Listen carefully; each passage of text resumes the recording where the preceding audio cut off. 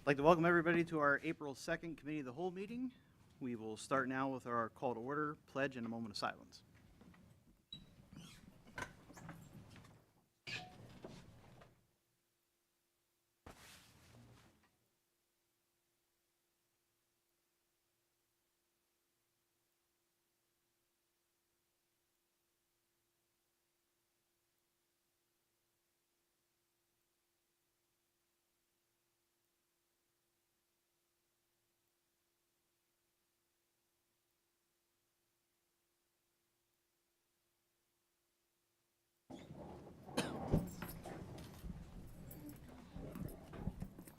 Whenever you're ready, Mrs. Faust, go ahead. Mr. Brookhart. Here. Dr. Faulkner. Here. Mr. Garman. Here. Dr. Green. Here. Mr. Gregg. Here. Mr. Hoffman. Here. Mr. Reichard. Here. Mr. Umbriak. Here. Mr. Reichard Jr. Here. Number 2, public comment. Public comment, max of 3 minutes for agenda items only. Okay. That will move us on to item number 3, which is a presentation of the Columbia Montour Area Vocational Technical School presentation of their budget. That would be Tony Lilo. Thank you. And Tony, before you get started, if I could just say one word, not on the agenda because it just happened today, but I have certainly kept the administrative team and the board abreast of today's happening, but just want to speak to you all and speak to the community that is watching today. Certainly, the safety of our students is a top priority for us here in the Danville Area School District. Learning and supporting students matters a lot, but number one would be keeping students safe.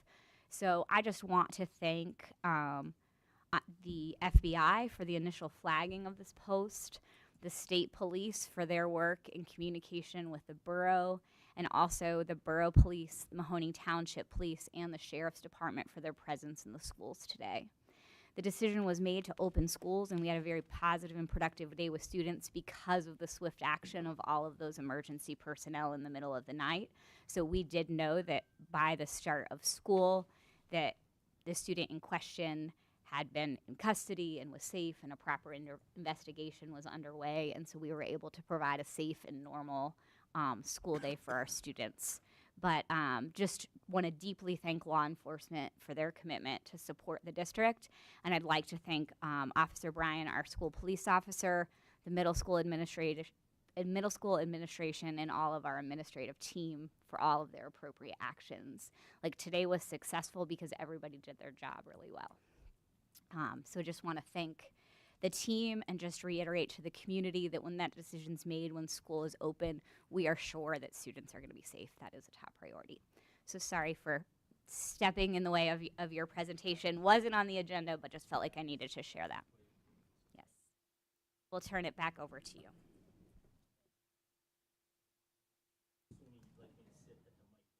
That'd be great. And if you just press the button that says push, it should turn green for you.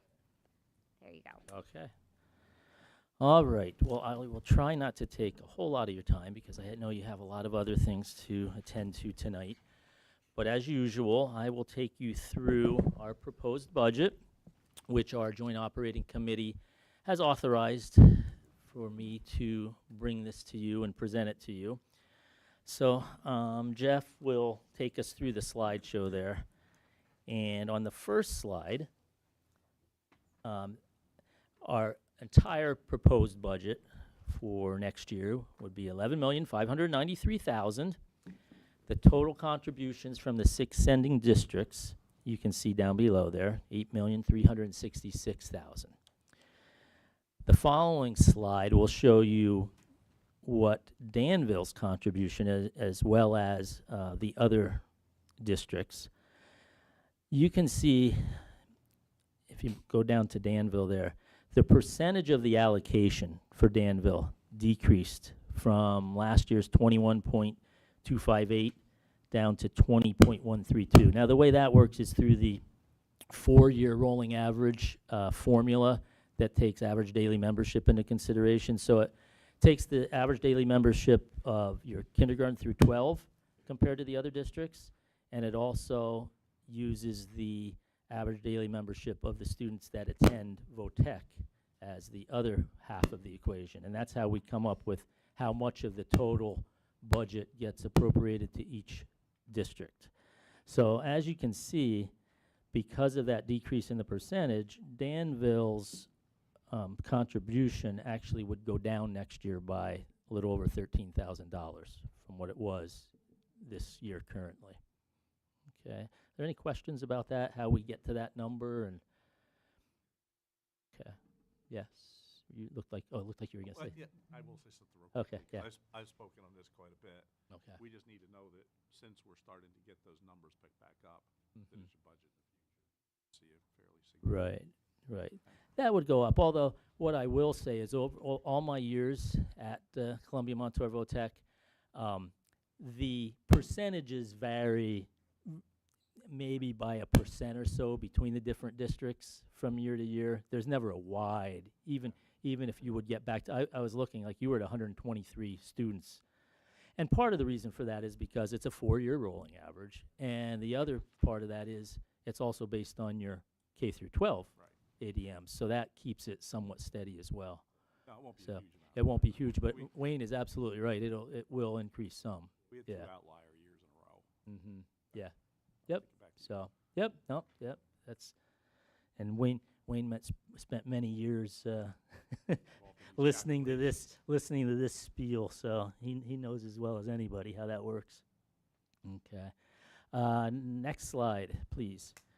So, very basic slide, but I always like to point out where are most of our expenditures? Where do they lie?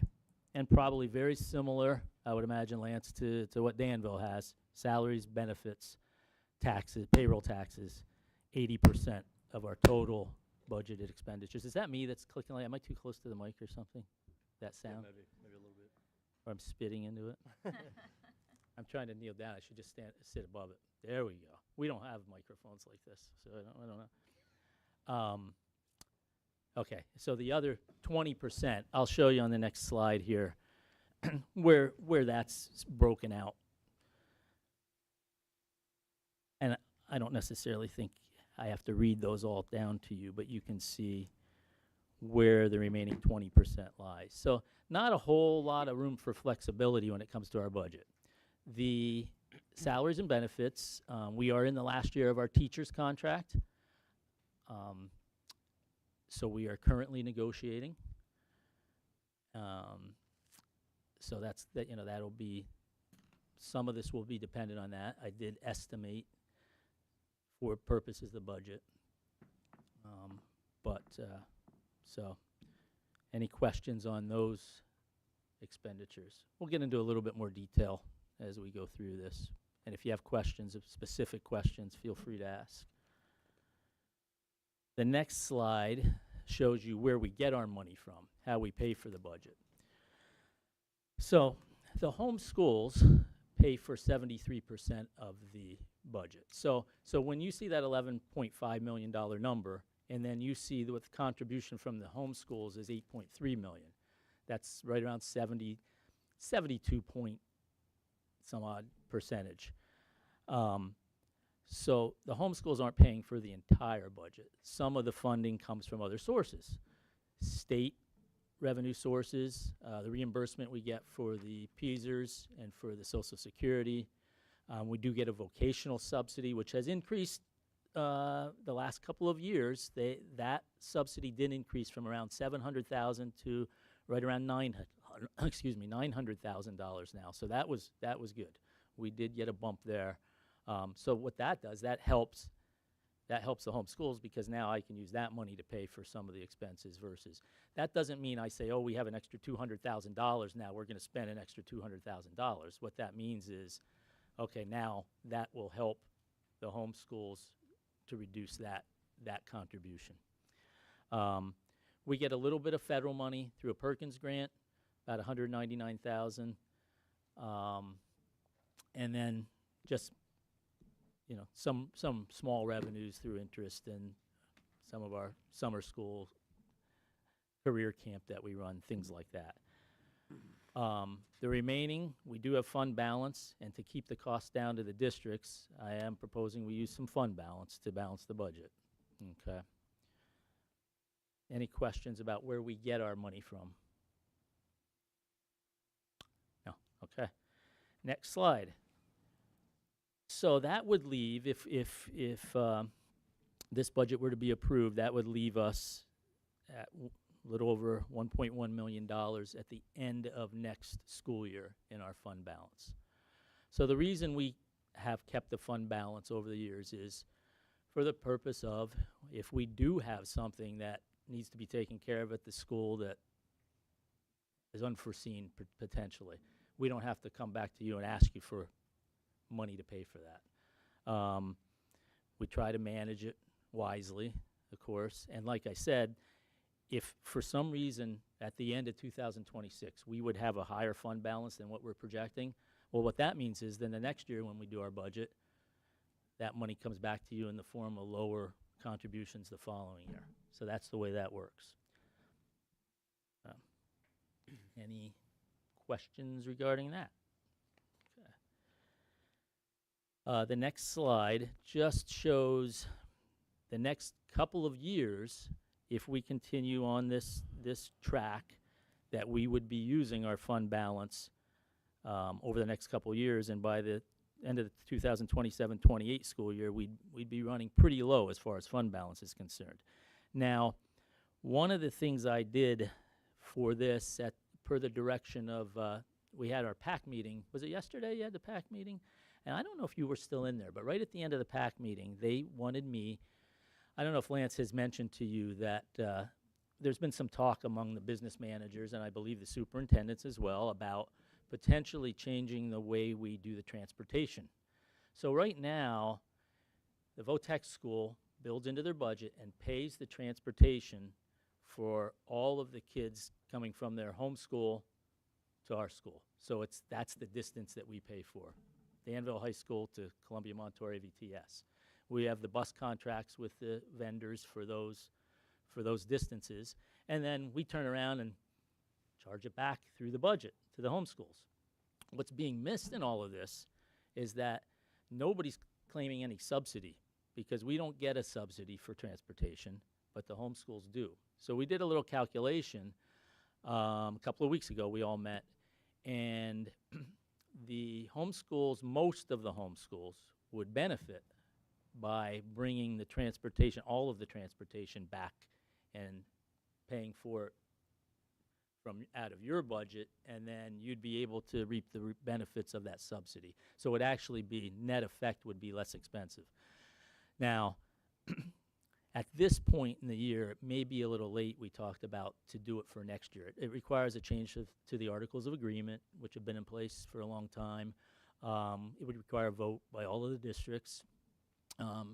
So in this budget, I do have transportation for 25-26, but when I'm looking at the projections, I took that amount out of there. So what that would mean over the next couple of years would be, if we took that out, the increase in our budget to the homeschools would be very low. A percentage in one year, 0.5% in another year is what I calculated, versus the 4.5, which is typically what I would have to propose.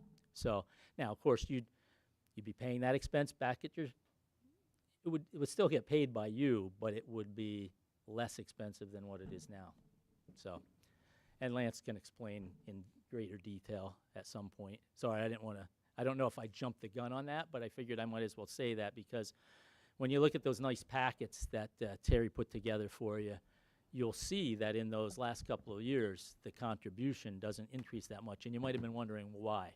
So that's the reason. Yeah, so your 26, 27, Yeah. and 27, 28 Yeah. summary forecast at the end, Mm-hmm. Dropped by, a couple $100,000, Yes. and that's coming from that Right. transportation difference. Yes. So it did look like there would be a net benefit Mm-hmm. to the districts to go that Yeah. route. Some of the other complicating factors are just, the different timelines that the different schools have transportation contracts on, and navigating some of those. Right. So it may inconsistencies. take a year to work all of that out and get that all coordinated between all the districts. Lance and I were discussing that a little bit earlier. So anyway, just so you're aware that that's being worked on. So everybody's trying to save money where we can, and that's a way we might be able to do it for you. So So on to the next slide if there aren't any more questions about that. So I wanted to do something. Oh, this is just before I get to the next, the variances. So what changed from this year's current budget to what I'm proposing for next year? As you can see, salaries, benefits, healthcare. Those are the major changes. Reason healthcare increasing so much, I had to build in, we have a couple of positions that are still open. And when I'm doing a budget, I always put in for a family plan because you don't know. So conservative in that regard. So that may end up being a little bit better because maybe, that person doesn't take a family plan. Maybe they don't take our health insurance, but that's why that number is so high. And you can see Beezer, Social Security, supplies. And then we did put a little money in. We haven't been able to do it in previous years because we've tried to keep that contribution as low as possible, but our JOC wanted us to put some money in reserve for capital expenses. We had a couple things this year that happened that we needed to, pipe in the floor was about ready to burst. We had to replace the floor of our field house. We needed to replace. So it wasn't safe for kids anymore. Looks like you might have a question. How many total employees do you have? We have a total of 82. That's not counting coaches or temporary. That's counting full. Yeah. Okay. Yeah. And just out of curiosity, what is the actual health plan that you guys are actively We're participating with the CS Trust. We're a $500 deductible plan. Yeah, through the trust. Yes. Okay. Yeah. Contract year or? We am I wrong? for teachers. Yeah, have you It is. If settled this is recently, this or is are you in no the this no process? we're in the process. You're in the process. We okay. are right now negotiating. Yeah. All this can be impacted by Yeah. that. Sure could. Yeah. Yeah. So. Yeah. His mind's working over there. I mean, yeah. So that's currently what our health plan is through the Central Susquehanna Trust. So we have about, yeah.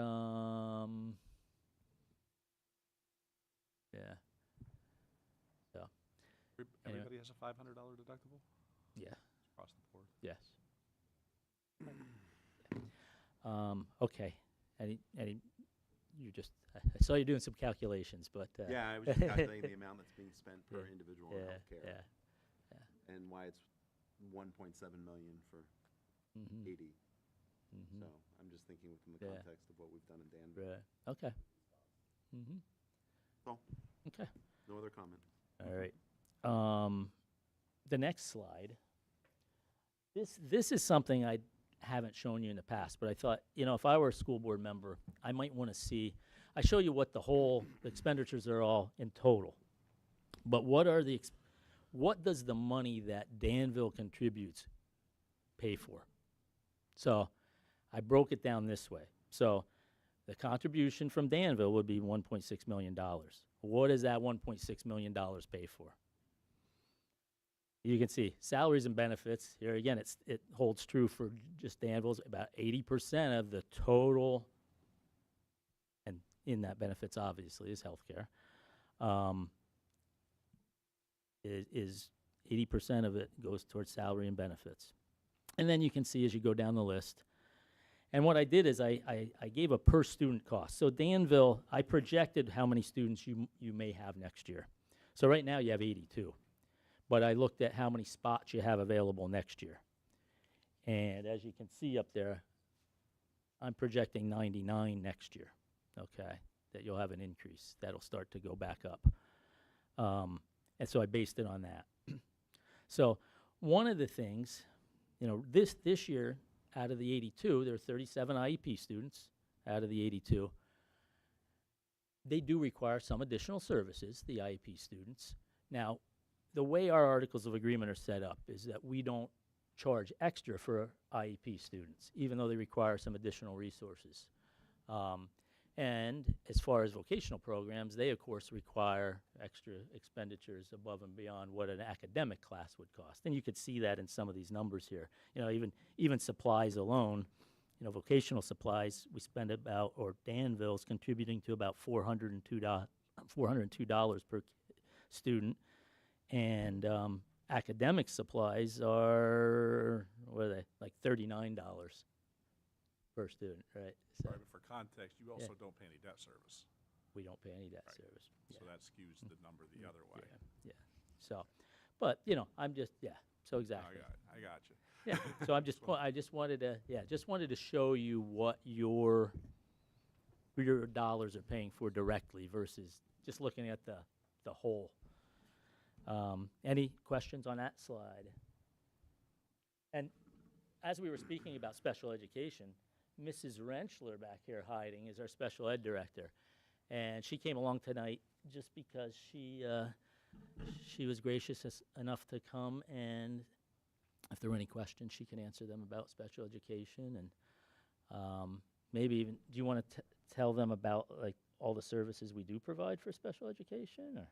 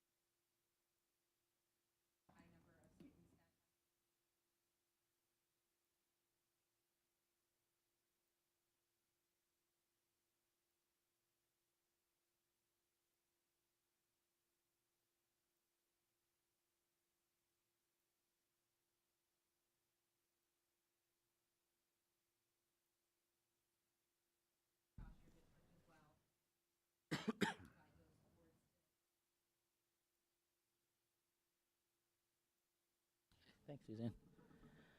Okay, and then the very last slide. I know there have been a lot of, first of all, Adam has done a really good job on your behalf on our joint operating committee, asks a lot of very good questions, has had us look into things that maybe we wouldn't have or didn't look into as deeply in the past. So one of the things I did want to show you was the number of teachers that we do have and the number of students that we have, and just give you an idea, because I know this is one of the questions that does come up.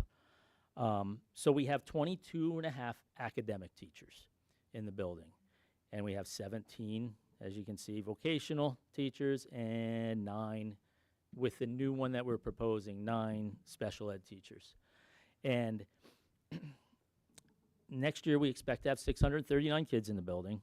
So that average student-teacher ratio over there on the side kind of shows you how many on average each teacher sees, or the ratio of each teacher to student. So the way our building works is, I'm assuming you're all pretty familiar with the way it works, but we are half of the day, 9th and 10th graders receive their academics, and the other half of the day they receive their vocational education. And it's the reverse for the 11th and 12th graders. So all 600 kids see the academic teachers in half of the day, and all 600 kids see the vocational teachers in the other half of the day. So I just wanted to show you that and see if you had any questions about that. Is it the common ratio for vocational instruction? That's a question I'm not sure. Here's what I can tell you, though. We have most of our programs I shouldn't say most, but a lot of our programs can take up to 48 students, 24 in the morning, 24 in the afternoon. Some of the programs, because of the size of the space, and some because of state guidelines, you can only take 20 at a time, afternoon and morning. So, yeah, probably that's pretty reasonable When you place that average. ratio on Yeah. there, you're not placing 37 students In every, in a every shop classroom. at a time. Like, Not at a so- time. No, there would right. be, that's how many students, right. So in a shop, there would be a maximum of 24 at a time. Yes, that's a very good question. I'm glad you pointed that out. Yes. Your That's student, I'm sorry. Yeah, go ahead. Your student-teacher ratio for an academic teacher, we would cut in half, right? Because kids are only with them half of the day as opposed to a full day. So Well, I'm trying to do a comparison. no, that with one, but PSBA. see, but that's, right, so they'd have, so over the course of a full day, 600 kids, 22 teachers, every period they would have an average of, because they see all 600 kids, Yeah, those 22 teachers. I'm trying to put it But in not at, context of PSBA but not at averages. 28 at a time in a No. classroom. You'd cut it in half because they only have them for half their time, their schedule, because they have their vocational, the other half. So they'd have, the 22 would have three, right, they'd have 300 some kids at once, right, yeah. 14.2. Yeah, in that's your how many they student-teacher would see in a ratio, day, right, And that's Yeah. consistent with PSBA. yeah, Okay, Yeah. that's actually decent. I was Yeah. just looking up what the average Yeah. ratios were, and yeah. if it's 28, It was throwing me off for a while there. That's in your favor, I'm not. Right, I right, know right, that's yeah, positive. right, but that is the way it works, and good. that's why I wanted to It says explain it, 20 because, to 1 is the max well, you- allowable code in vocational Yeah. schools. well, what made me, what made me, right, so that's what made me think about this was one of our JOC members who's been on a long time, didn't Yeah. even necessarily understand how it worked with the half day. So I thought, you know what, that's a good thing to talk about, because I don't think everybody does understand exactly how the building runs and operates. We had a pretty extensive presentation last year about all of that. Yeah. And that's why I was trying to Yeah. kind of get. Yeah, the so no, context of that's what good, we that's do. exactly right, yeah, that's how it But the would be. special Yeah. ed caseload, that's what that is. Like, that's not half and half. It's 28 per. Yeah, that would be a caseload that would be a mix of like itinerant Right. and supplemental, and so there's a ratio that you have to follow in the state depending The on vocational average would level of be service and amount of service. What's that for? 14 to 1, which is where you're, Yeah, which is what, where you're at. Yeah. I didn't know that, that's good. yeah. That's 2024 data. Thank you. So, yeah, so I guess that, I mean, that's kind of what I wanted to point out, No, I yeah, that appreciate we're, that. we're kind of, yeah, because I know that question comes up, sorry, that question comes up a lot. Yeah. Yeah, so, Okay. Okay. Yeah. so, all right, I've taken up, I know, a good chunk of your time already. Are there any other questions from anybody?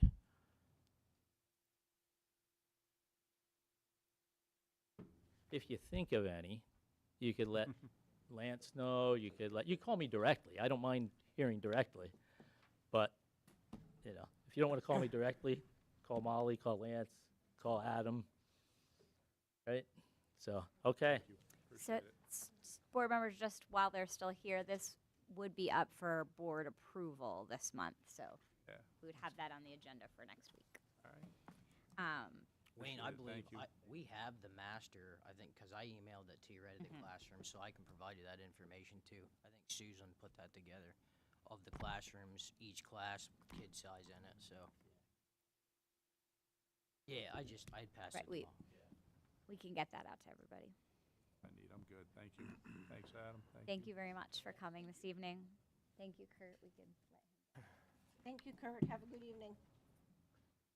Thank you, everybody. I appreciate your time. Take care. Appreciate Ms. Renfro and Ms. Cheers. Lilo for presenting that, and thank you for your flexibility.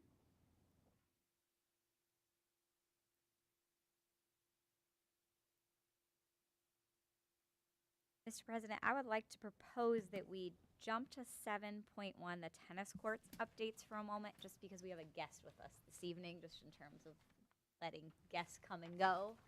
And I'll turn it over to Mr. Mabus to introduce the guest and talk about why we invited a guest. Certainly. So with us tonight, we have Jeffrey Sellers from Keystone Sports Construction. Mr. Ryan, if you could forward the presentation to Buildings and Grounds under the tennis courts update section. Mr. Sellers is here tonight to discuss our tennis court project with us. He's been working with the district for over a year now. I think you initially were in contact with Mr. Moser when we were first experiencing issues.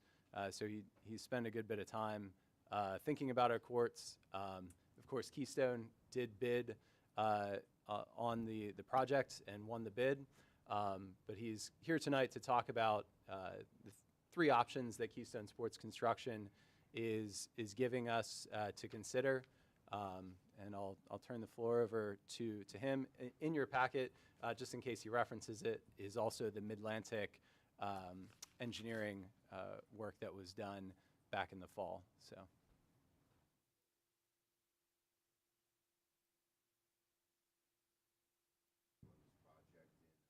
Jeff, I apologize for interrupting. Could you just press the button so that the microphone is on for you?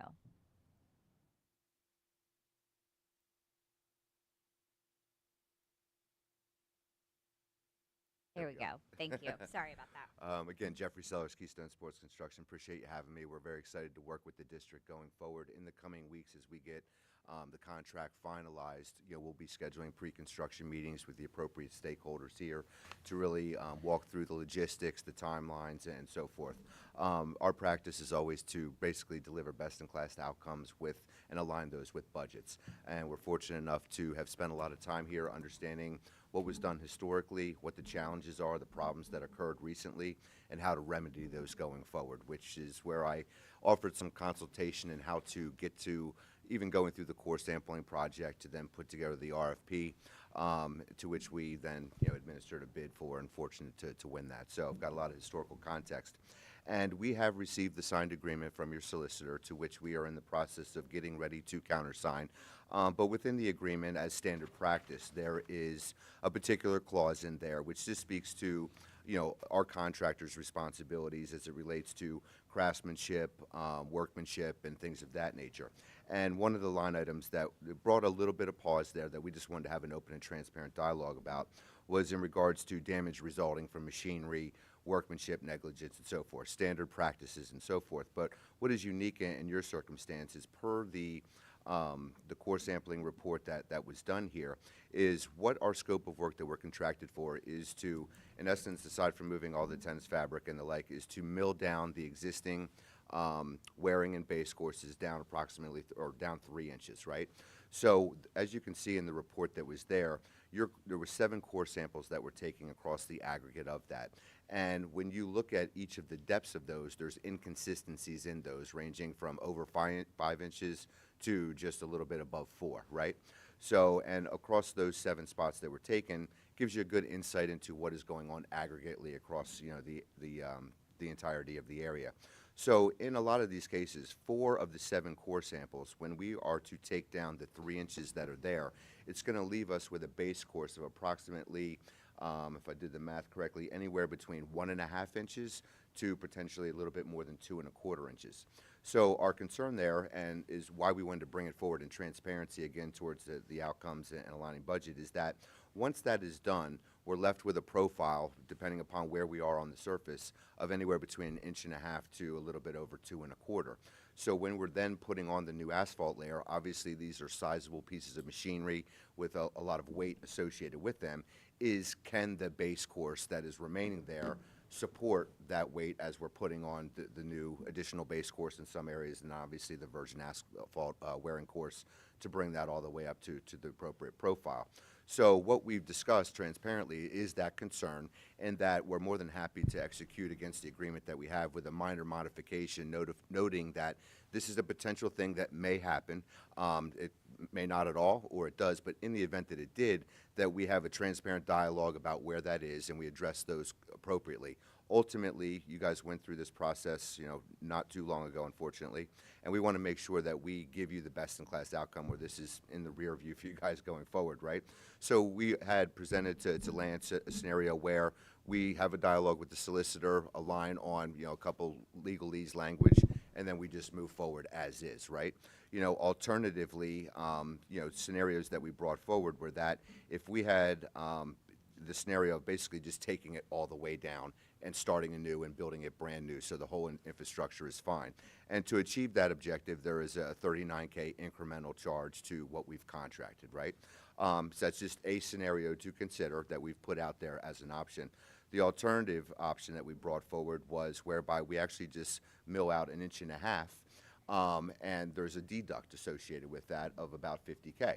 So there's pros and cons to either direction. In the latter scenario, when you walk into the main tennis court gate, there is a sizable crack there that's roughly about 25 linear feet, if I recall top of mind, and the width and the depth of that is to be determined, but it appears to be greater than 1.5 inches going down. And there's a couple other spots along the aggregate of the profile whereby in those areas we're going to have to do additional remediation, i.e. mill down a little bit further, put in some asphalt fabric to ensure that when we put in the new course there that it's dealt with. So while there's a deduct with that option, we probably would eat into that a little bit based on the additional remedies that would be in those areas. So ultimately, in 2 of the instances, we're at or neutral or below, and then there's one that just gives you the scenario of if we just take it all the way down and build it all brand new. So we just wanted to have an open and transparent dialogue, make you aware of the concerns that we've had, reasonable options for consideration, so that way we can align on that quickly, which route you want to go, and then execute the agreement to which we're prepared to do so, and then get everything scheduled. Because obviously, as soon as the school season ends and we align on schedule, we know around graduation we don't want to have all of our machinery here and the like. So as soon as that is behind us, we're going to mobilize straight away, get in here and get this taken care of, whereby everything is done before in the fall. That is the women's tennis season, so they typically are going to be on those courts sometime in August getting prepared for the forthcoming season. When we do the milling and paving work, we do need a 30-day cure period before we can do the resurfacing work and then the color coding associated with that. That was not done in this last engagement, which is part of the problem that you have there. So we want to make sure that we get in here, do the major work that is required as early as possible so that we have the 30-day cure period, so that way we then can spend a week and a half or so doing the resurf and color coding out of here, and plenty of time for the athletes to come back and without impacting any practice scheduling and the like. So take a breath there, but that's what really we've been speaking about regularly. Want to just kind of make everybody aware. We're open. We want to be doing this transparently, and again, get to the right outcome. I just want to make sure I understand. Yes, sir. It's an additional $39,000 to essentially redo the completely. Take it all the way down. All Because the way right now down. you have anywhere. So we know that there is absolutely no problems. Correct. Right. Well, right now, your base course, per that report, you have a base course and a wearing course. As that report shows, in those 7 areas where those core samples were taken, the stability of that base course seems to be pretty good based upon those cores. Sure. Now, those are 7 cores. You want to extrapolate and assume that's Sure. the case aggregately, right? Sure. But you don't know. But our concern where we came into it was if we're taking, basically 3 inches that away, we're ending up in certain areas anywhere between, 1.5 inches to 2.25. Does that remaining base course have the stability support. required to support the equipment to finish it off, right? Sure. So that's why we got in this scenario that if there were issues there, we need to have an understanding that it can occur, we're telling you, and that we address that versus being responsible for it, right? So that's sort of how we wanted to have that dialogue. But ultimately, that incremental would just be taking it all the way down and building it up brand new and removing that concern if it were to rear its head. Okay. Yes, sir. What actually caused the surface area to be just poorly compacted? So I can't speak to what was done and how it was done, other than a couple of different things. As it relates to the actual building of it and the base, what is at odds with the norm is that you have varying depths of asphalt profile in terms, some of it's 4 inches, some of it's 5. Why that was done, I can't speak to that, to be honest with you, but that is what is happening there. But when we came on site, one of the issues that was obvious beyond some of these areas where there was definite asphalt cracking in the wearing course at varying depths and widths was aggregately across the entire area. You have what I call alligator skidding. Just basically the surface area was completely peeling up and so forth. And really the rationale behind that was, I know, the product that was used there is a great product. It's a great product, but not in our geographic climate. It is one that is most frequently used south of the Mason-Dixon, where you don't have a lot of freeze-thaw considerations going on. So that was one problem that we see when what you experienced happened. It's that product, number one. Number two, as it was brought to my attention, is once the asphalt was done initially, within a week's time, they were in there doing that resurf. So you did not have the appropriate cure period, allow the oils to leach out properly, so that way when you do put on the resurf and the color coating, you've had that time for those things to not, basically align with one another, for lack of a better way to describe it. So those two things led to what you're experiencing out there. But how it was built, the compaction and so forth, would be irresponsible for me to speak to because I don't know. When were the courts built? How thick actually is the asphalt itself when In you're done? some spots, it's 4 inches, in other spots, it's 5 inches. So it's varying in depth for whatever reason. Typically, you have uniformity there, whether it's 4 or 5, but you don't have it staggered. What's under the asphalt? Typically, you have an aggregate profile that is compacted. What is the aggregate? It's a variety of stone compositions, 2A modifieds, et cetera, that are in there. I don't know what was there, but per the samples, and we're going off and that's why I recommended the core samples be done before, because we had a proposal on the table initially, and there was some differences of opinion between ours and someone else that had submitted. And I said, it would be wise to you to spend a little bit of money, get the core samples done, so that way we're all informed and then can make some educated decisions on how we want to propose a solution for this.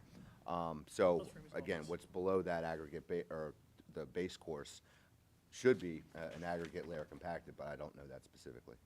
I mean, not that I want to spend extra money, but, from the perspective, from the relative cost of the project versus the small amount of additional money to do it all from the start, instead of assuming that the core samples adequately represent everything that underlies that court.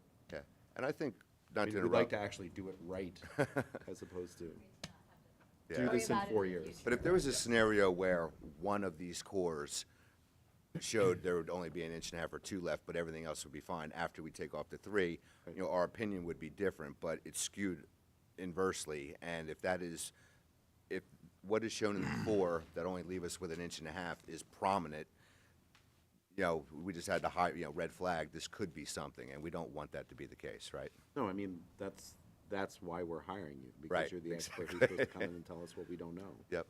right?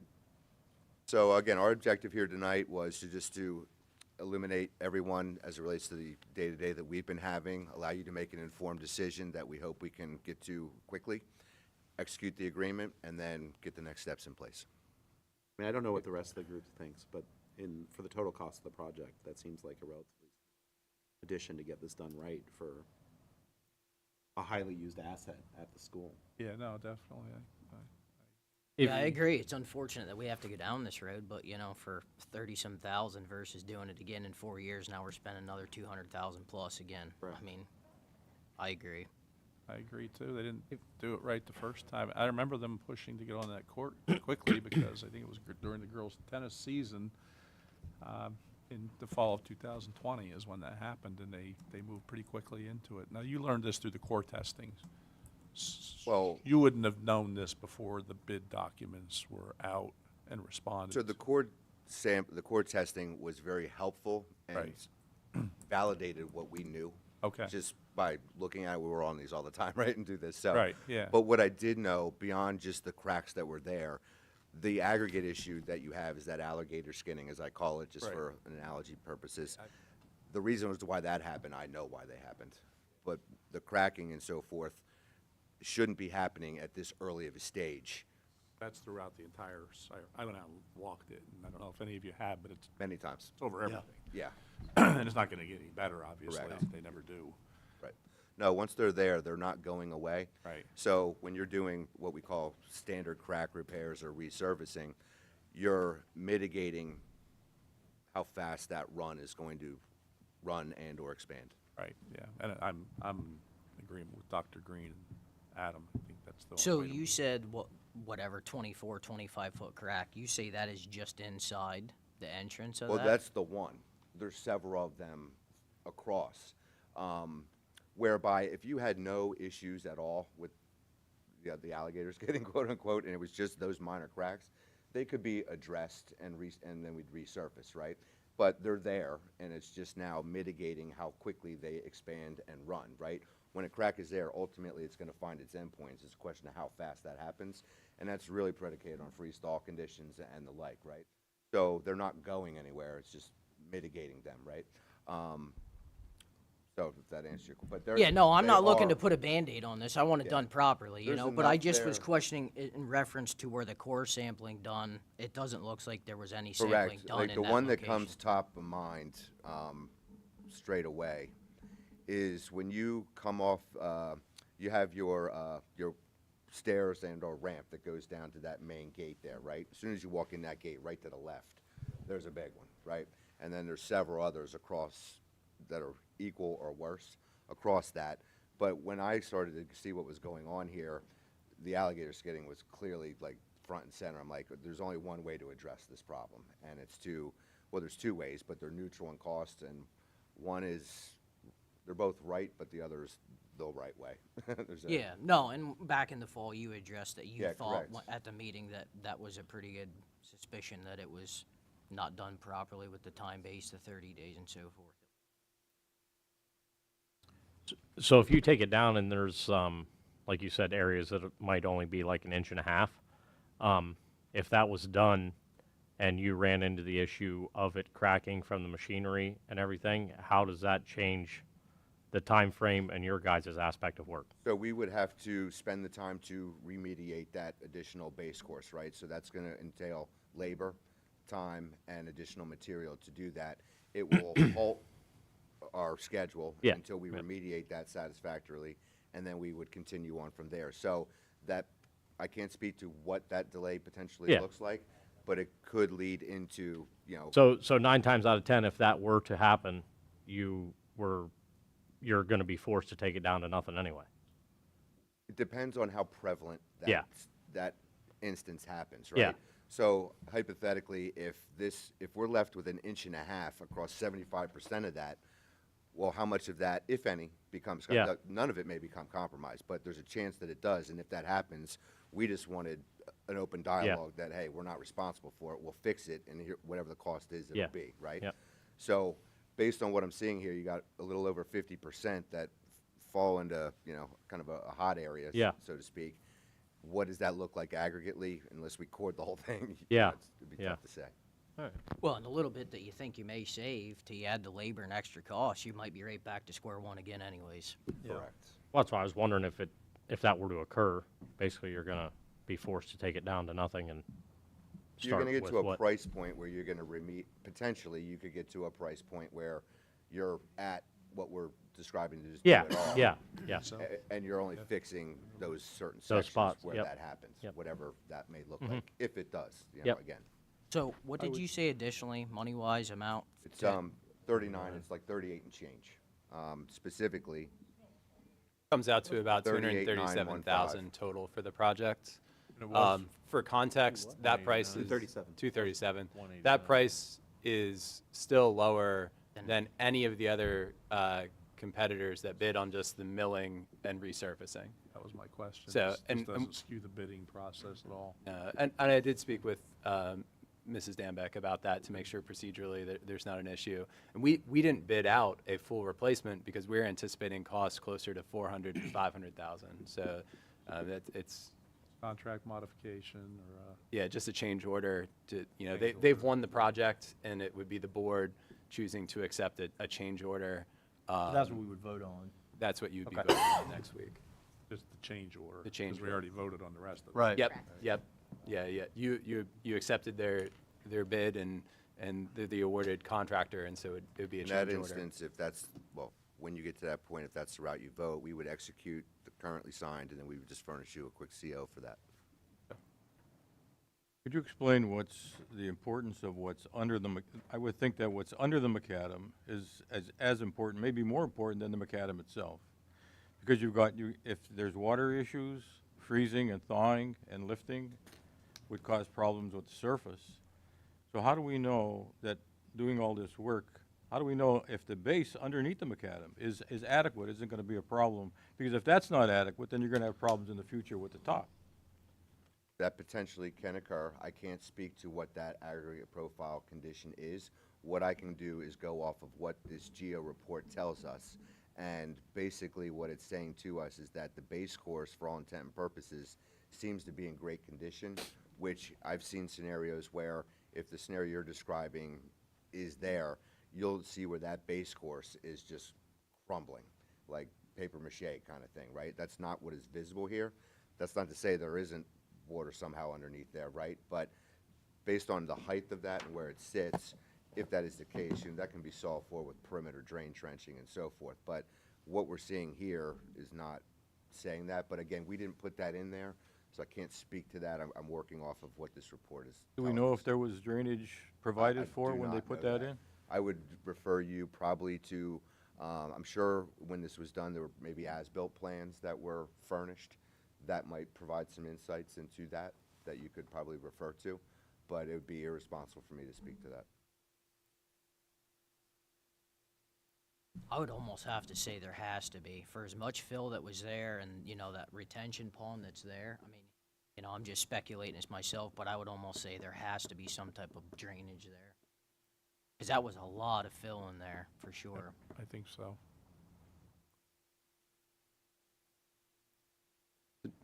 Just to also share with the board, there is a grant program through the USTA that Keystone Sports Construction has connections with.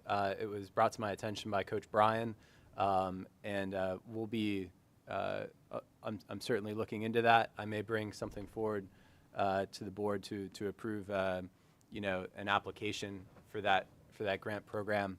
The USTA for a project that involves, you know, the reconstruction of courts, which any of the options that are up there would fall into that category.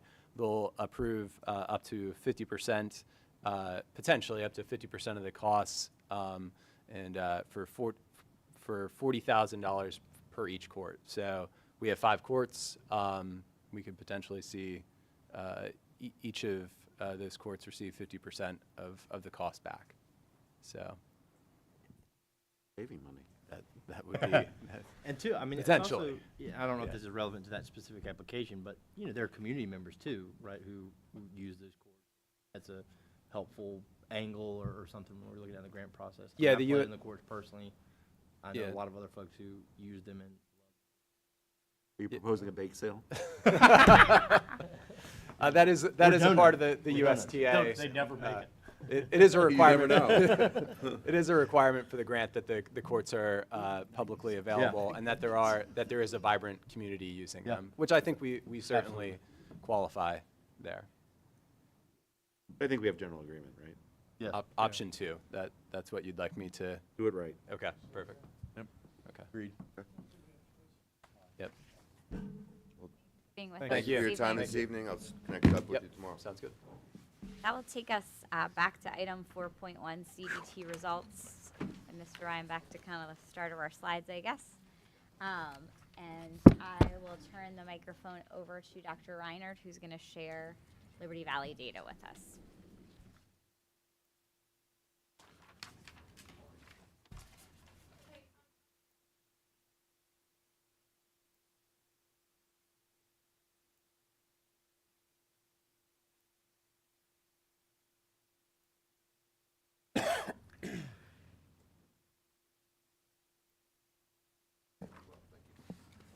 We're first going to start off with math. So the first CDT we take in the beginning of October, and you know, historically we do see some pretty low scores in terms of our CDTs the first time we take them.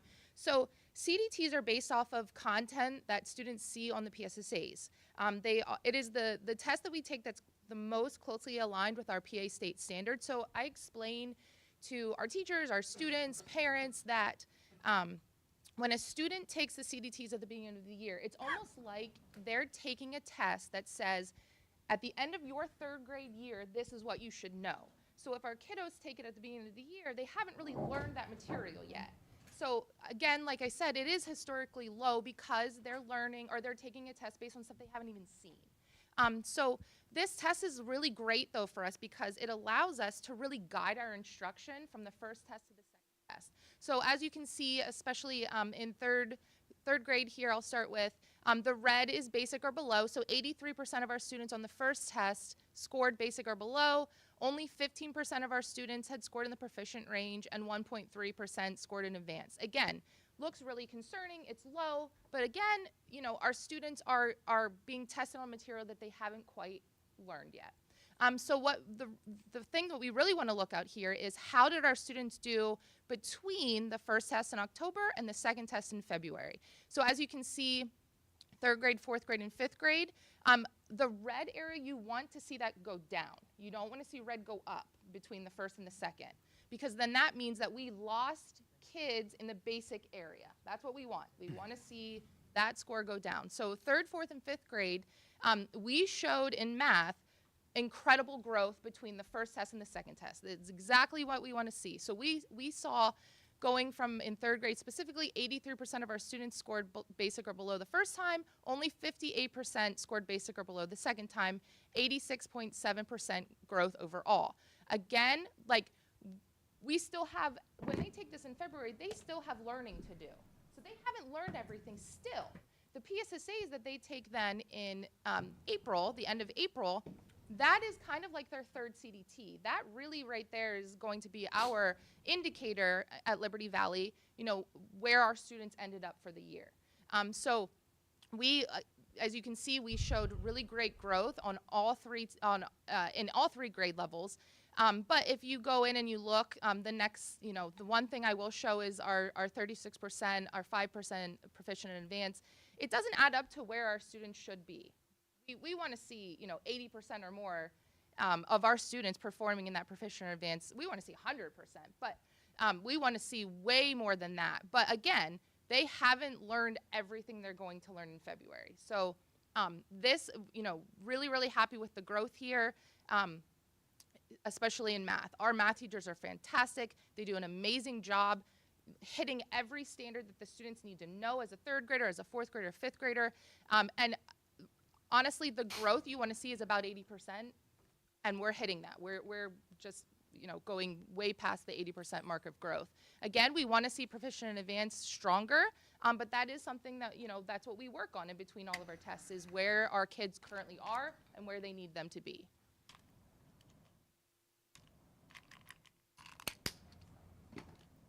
ELA, very similar.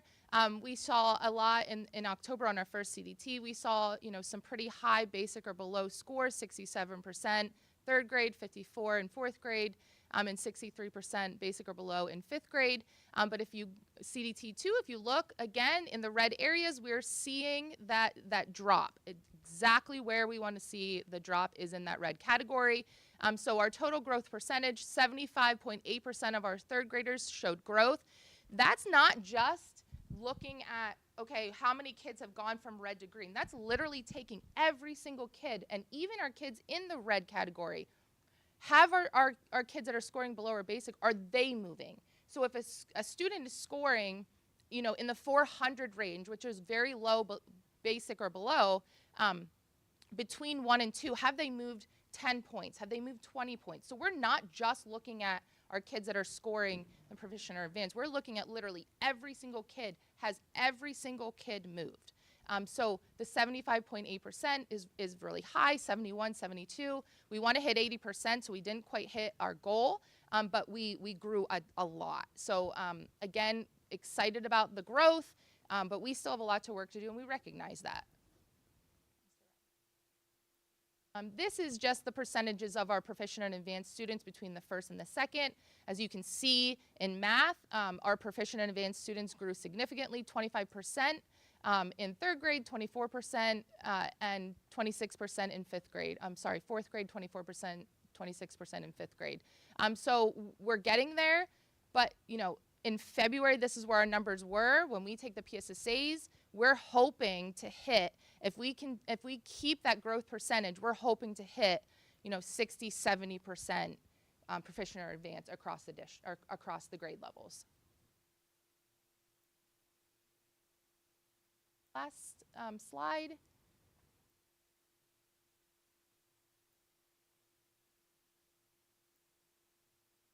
Okay, so the next steps at Liberty Valley. So the biggest thing that we are really looking at for our second CDTs is looking at those students that haven't shown growth, that have stayed where they are between the first and the second CDT. Those are the students we're really, really concentrating on.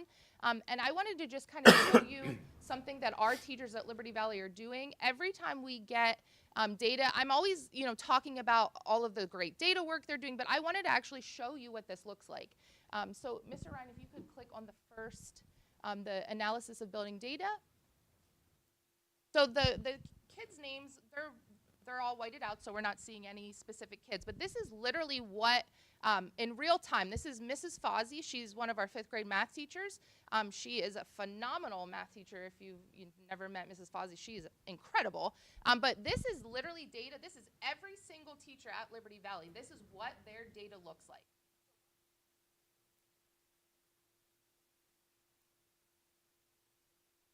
Every single piece of data we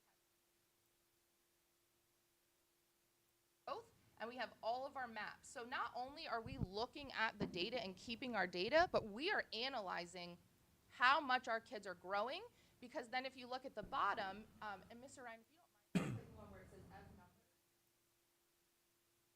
those are literally the categories.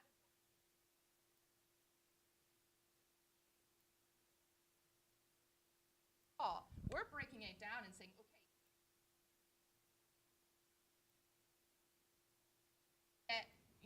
advanced, but in that specific category, they're getting advanced. Or maybe an advanced kid isn't doing that well in that category, so what do we need to work on with that? Allowing our teachers to actually break down and say, this student is doing really well, but in these 3 things they're doing really well, and maybe these 2 they still need work. Or, this kiddo is in this area. They're able to tailor their instruction based on this data. So I just thought it was really important. We're always talking about see what they're actually doing and how. Just for clarity. Yeah. So, and for the public, and you can correct me if I'm wrong, we use the CDT data as a formative assessment, not as a summative assessment, where the statewide tests, which there are averages that exist statewide, we use as a summative assessment, as opposed to a formative assessment. And that there are no PA standards that are issued that talk about, the whole state has 80% growth in 3rd grade in math.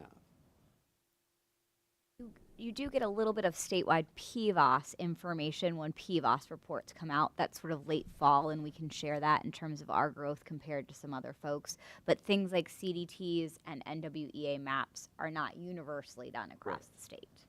But we've chosen to do both of those so we can watch a student's growth, and we can also watch how they're growing in relation to that fixed standard for that grade level. So that was a piece of thing that part of the point that I was making that I wanted to make sure was clear to the public, that when you see that there is 60% or 70% that are below, it's not just that they haven't been taught those things. The whole purpose of this is to figure out how to help them grow to the point.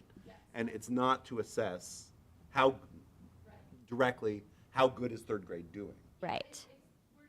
Those are separate markers. Correct. Like, so here we're like saying, student Susie in this class, where is she struggling? Where is she excelling? How can we design instruction specifically for her? So we're not doing a random intervention. Right. We're doing something a specific kid needs. So when we look at PSSAs or keystones, that's more how Then we can doing as hold a third ourselves grade as a up. whole. Yes. So I just wanted to make sure that was clear to the public, if anyone is actually paying attention or looking at this data, that they're not horrified that 72% are basic or below. We're getting good data to figure out how to get them from that point before the end of the year where they're supposed to be at that point. Right.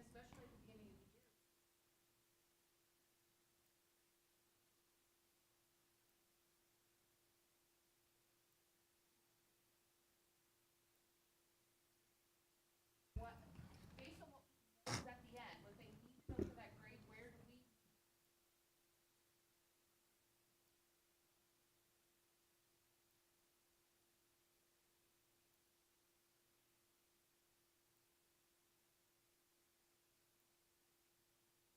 Why it's formative and not summative. Right. Right.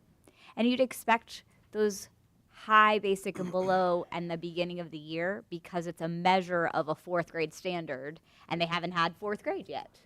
But it also does help us advance students, because when you find a student is already advanced at the start of the year, you would know, oh, maybe there's additional work I can give them, or different work that I can give them when we cover that unit, because they've mastered geometry already, or whatever the case might be. How do we do that? How do we do that? When we get a student at the beginning of a year that we know has already reached the advanced level, they're in 4th grade, and they're advanced in October. How are we enriching or accelerating that student and giving them additional work? I don't just want to give them work.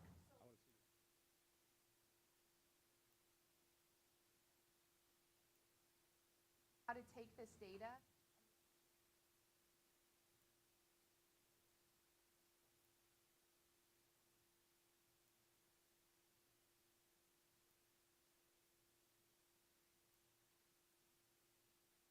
Have groups of students that are learning measurement. Is there a differentiation within the classroom? Absolutely. But we're not grouping kids then as they're assigned as they go forward based on ability? No. School. Not in elementary school. What point do we define that? 3rd grade, 4th grade, is it building based?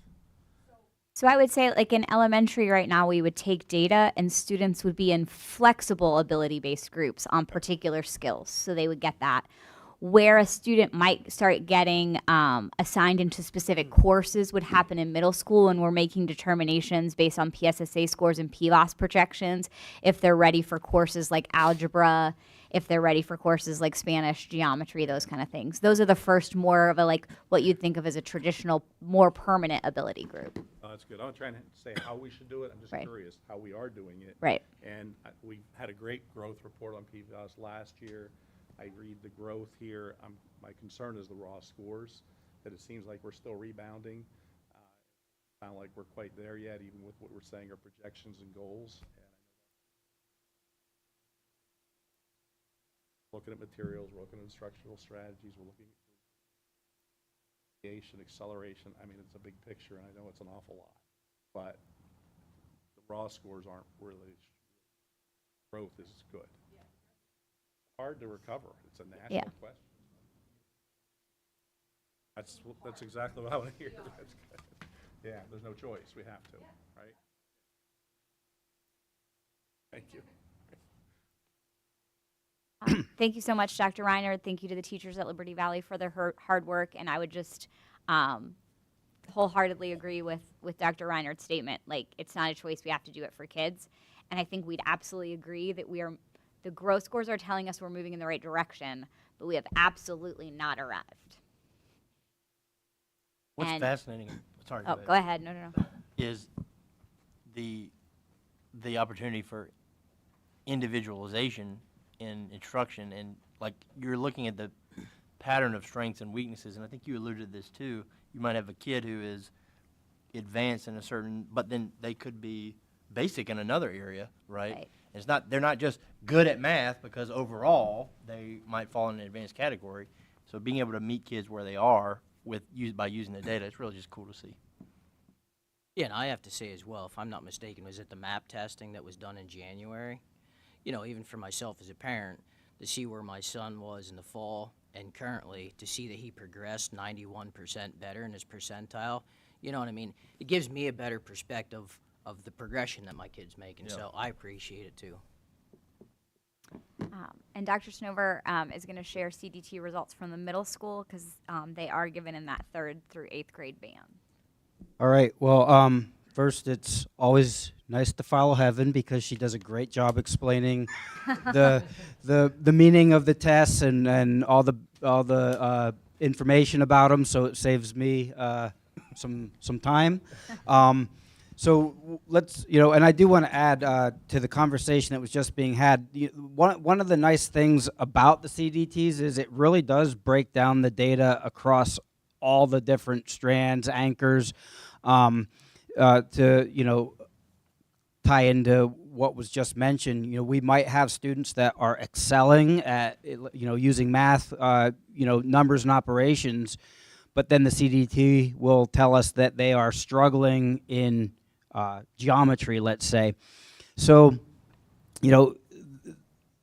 the data is always going to be able to be picked apart a little bit. You know, when we look at students, we might have students that are certainly scoring proficient or even advanced overall, because these are overall scores, but that does not mean that the CDTs aren't giving us very valuable data of, okay, here's specific areas that they are still showing some degree of weakness in, and that allows the teachers to really hone in on those specific areas. You know, if a student is really at the top of their, you know, with that grade level and on that test in certain areas, it doesn't mean that there aren't plenty of other areas within the subject that don't need additional supports, interventions, remediation, or just you know, ways to continue to get the students to practice and grasp those skills.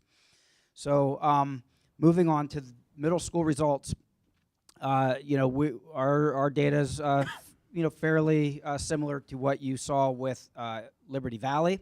Our math growth overall has been very positive, and to echo what Dr. Reinhardt said, you know, we still have a lot of work to do. You know, we're never going to be satisfied as these scores, you know, continue to advance. When we see students growing, that means that the scores will continue to advance year after year. However, you know, that there's never going to be a time to kind of rest on our laurels of, hey, we did really good, because we can't be satisfied when we still see that there are a lot of students that aren't meeting the mark, and that's going to always be our goal. You know, we would like to see 100% students in that proficient advanced range. It's a lofty goal, but you know, that is the goal. So in 6th grade, you can see that you know, again, to echo Heaven, that basic or below basic number going down, that's positive. And seeing that proficient and advanced number going up, of course, is what we want. And we had a little over 64% of our students growing between the first and second. Of course, you know, again, not to sound like a broken record, this test was given in February. There's still quite a bit of instruction that has not even been covered, especially in math, at that point in the year. So, you know, the teachers are working very hard. That second CDT gives them a lot of data to really push and work towards as we, you know, get towards that all-important end of April testing window. 7th grade, almost 75% of our students grew. We went from 7% proficient to 38% proficient. Our advanced scores did not grow quite as much, but again, when we look at the fact that we went from about 7.5% proficient or advanced at the beginning of the year in grade 7 to 40% of the students being in that category, that's a very positive change, and again, more growth from that point forward. 8th grade, again, almost a little over 84% of our students grew. Where we're at with that proficient advanced, again, you know, to be honest, we're not satisfied to see that number in February, and we are really working hard with the math teachers. They've been working hard all year to really kind of hone in on specific skills and strategies that students need. We're focusing on all students, but of course we're looking at remediation and intervention for students who demonstrate little to no growth on these tests. That's you know, a prime target area. Mr. Ryan, if we could move over to ELA.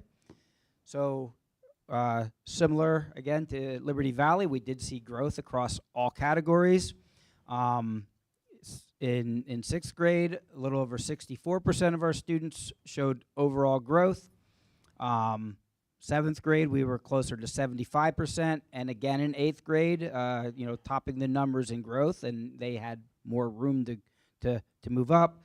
84% of our students are growing in. I'm sorry, I'm on the wrong slide here. 58% of our students in 6th grade grew. 65.3% in 7th grade, and 61%, I was on the math slide, my apologies, grew in 8th grade in ELA. But when we look at our numbers, you know, as I mentioned, not always going to be satisfied with that proficient advanced mark, especially at February. That gives us about, from that point forward, 3 months to really make a difference in those numbers. If we could move on to the overall proficient advanced growth for math. If you can see our grade 6, we went up 10 percentage points between the first and second. In 7th grade, we went up significantly, 32%, from 8% to 40%. And we more than doubled our 8th grade proficient advanced from the beginning to the mid-year CDT, which was 20 percentage points. And in ELA, you can see that our growth percentage wasn't quite as high, but we also started a little higher at the beginning of the year. And we are seeing growth across all 3 grade levels for our students in ELA. Finally, next steps, as I mentioned, this data is really for all students, whether they're the most advanced students or the ones that struggle the most. It gives teachers, again, a snapshot of what do they still need to learn from that point to the end of the year to successfully demonstrate knowledge of that year's worth of curriculum.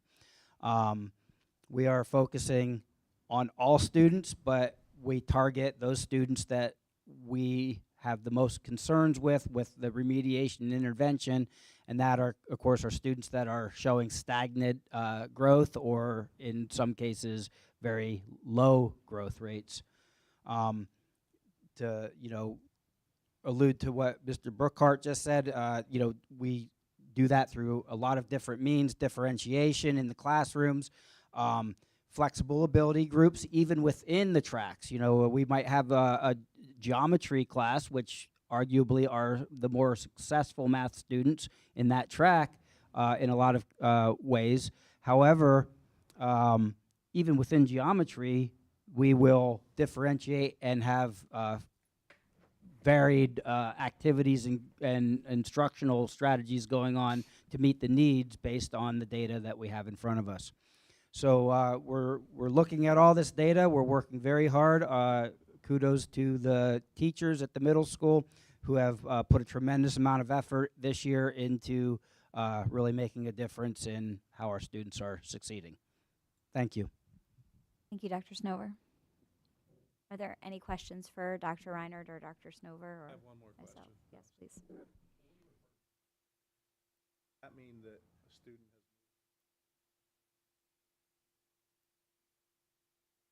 or does that just mean that the raw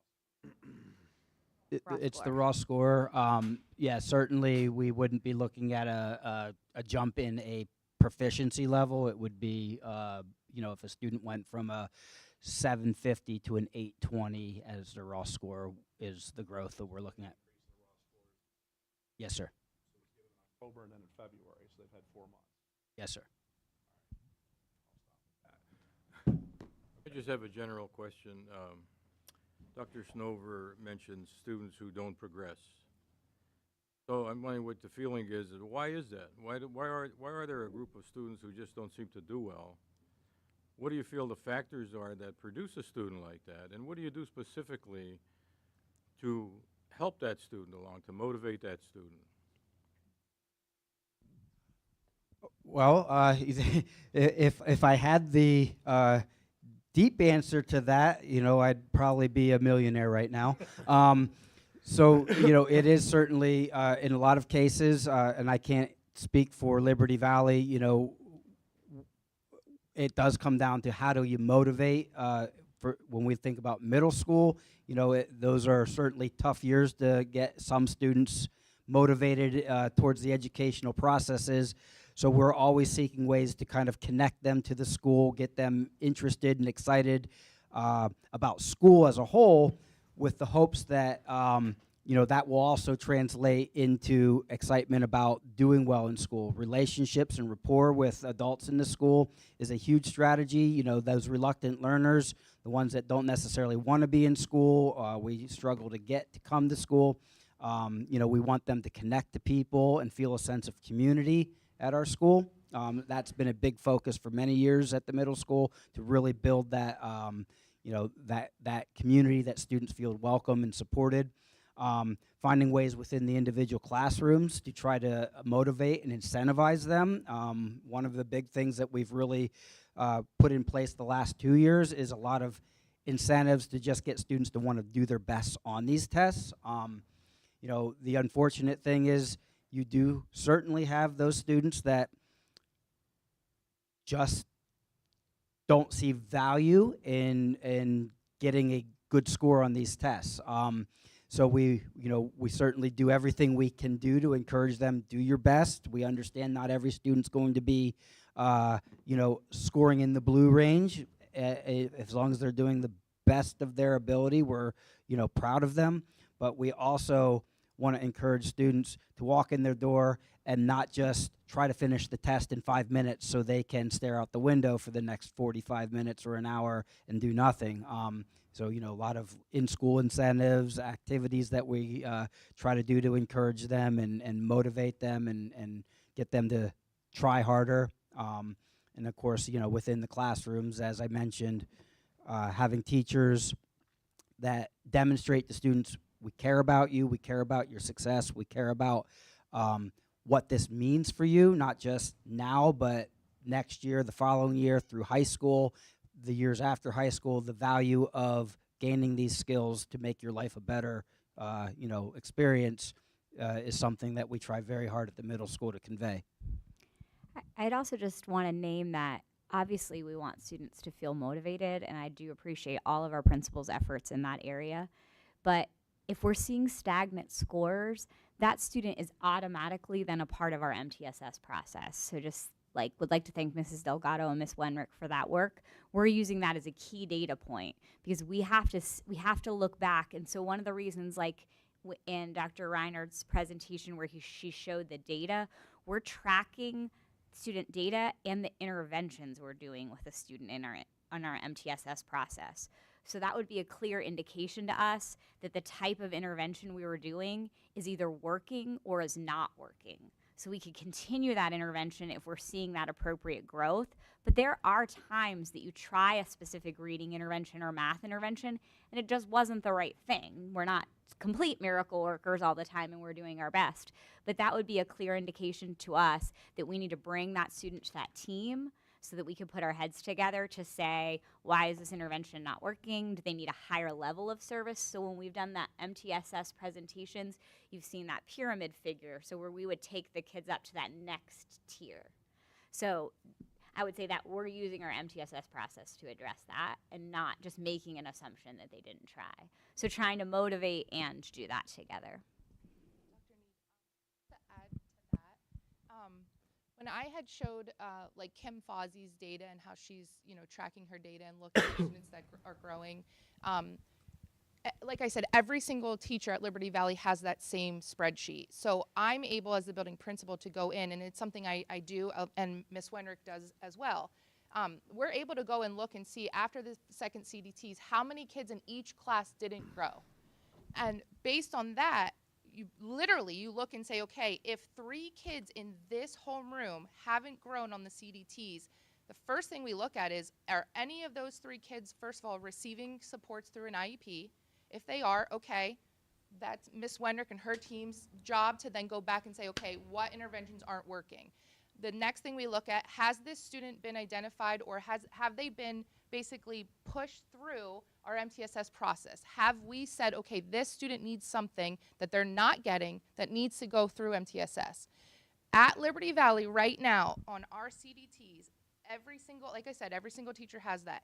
Every single kid that hasn't made data is either has an IEP, a GIEP, or has been pushed through the MTSS process. So I can honestly say as a building principal, and Ms. Wenrick can echo this, every single student at Liberty Valley after our second CDT, we've made sure that if they have not made growth, and it's not that many, again, we could pull up Kim Fozzie's. We have 1 student in her math homeroom that didn't show growth, and that student has a gifted IEP.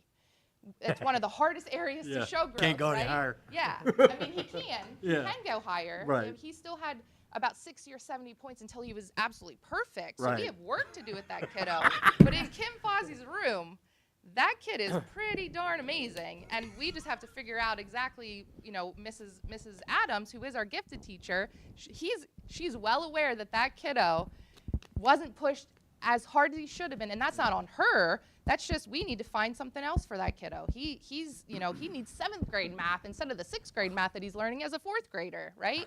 But we are doing that at Liberty Valley. We know why those students that aren't growing, or at least we're trying to figure out why. In my experience, I just wanted to mention one more thing. Students that do well, the students that are motivated generally come from a home that the parents are concerned about their education, and they go over their homework, they talk to them about school, they just have a broader knowledge because their parents are involved in their education. So if you come across a student like this, do you get the parents involved also? You talk to the parents at all? Yes, the parents are like when we go through that MTSS process and there's a referral, there's conversations that are happening, but also not only are we talking about just like when you're mentioning, you know, what do we do to show that growth? We're also looking at when we look at an MTSS referral, we're looking at the whole picture of the child. We're not just we look at background information, we take into consider home situations, mental health, behavior, all of those components factor into that. It's not just look at these scores, we look at everything and to see how we can make a difference with them, and then those conversations do happen. I don't want to belabor this, but I have one comment and then I have 2 questions. So it's not quite the compliment sandwich for what's going to come in the middle, but I want to just acknowledge that none of this was occurring prior to the current set of principals and the current administration, and that none of this granularity was occurring in looking at how student achievement was going, at least not to the level that it's currently going. And I remember my first week on the board asking a very specific question that had to do along these lines at one of the subcommittee meetings, and them being completely unable to give me any data about why these things were happening, why these kids were failing. The 2 questions I have, which are a little less pleasant, are, 1, when the building principals are looking at this data, is it in any way used to examine the teachers themselves, and whether there may be issues in the way that the teachers are delivering in individual classrooms if there is not a substantial amount of children who are not achieving growth in their classroom? That's one question I have. Should we answer that, or do you Sure, want to say what? and then I have a different question. Okay, I would name 2 things for that, and certainly building principals feel free to jump in. But the first thing is that a teacher's scores are actually part of Pennsylvania Department of Education's teacher evaluation. Right. So like that's a part of their actual evaluation score. So to be a distinguished teacher, that factors in. So at some level, that's just like automatically done for us. Right. It is some natural motivation. I would also just like to TDT scores? Because I didn't think every school was no, using PSSAs, excuse me. But they would ultimately lead to, if you're not growing your kids, you're going to see that. But what I would name is then what we're doing in Danville, and I would certainly shout out Liberty Valley and middle schools administration, is we've increased the number of walkthroughs in classrooms and made them very purposeful. Teachers don't necessarily all get the same amount of walkthroughs. Right. Like that data might tell Mr. Haravi or Dr. Snover or Dr. Reinard, this English class needs to be visited a little more than that one, or I need to take this teacher to go watch someone else teach.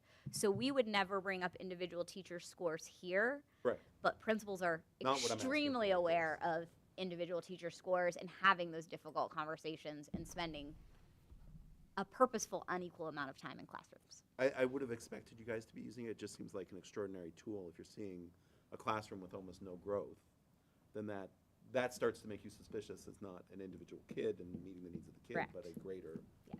So Okay. they're definitely looking for those kind of patterns. Okay. And that would be part of the why. Part of the why might be individual things about the kids, but Sure, if we're of seeing a course. collective, like, huh, this is 8 kids in here. Correct. So my second question is, am I recalling correctly from other data that you guys have presented about growth and scores, that the major area that does not does not show as much progression as other places in the district has been sixth grade. So sixth grade math particularly has been our lowest growth spot.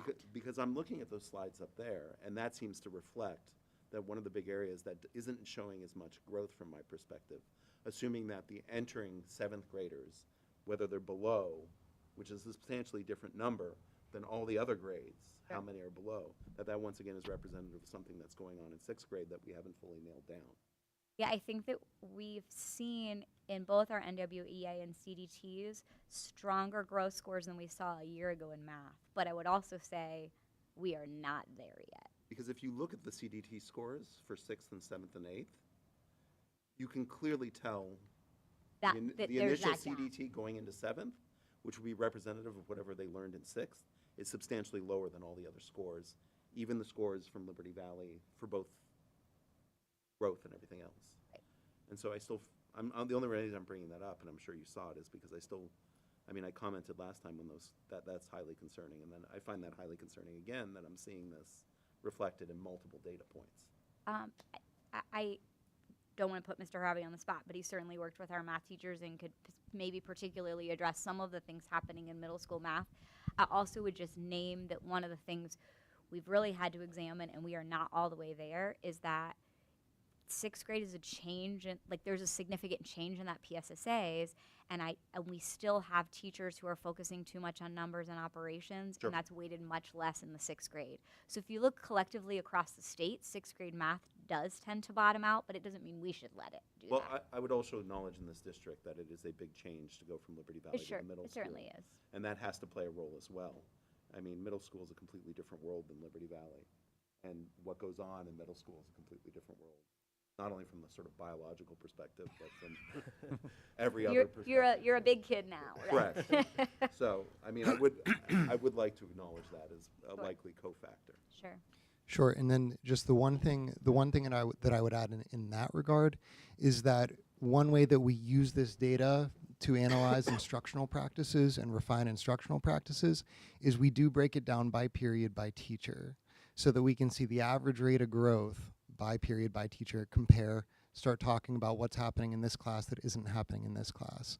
And then by having those sorts of conversations and looking at it in that way, I can tell you that math in particular, year over year, the number of students who went from below basic to proficient or advanced on the mid-year CDT last year to this year is 23% improved because of that type of analysis and that type of conversation.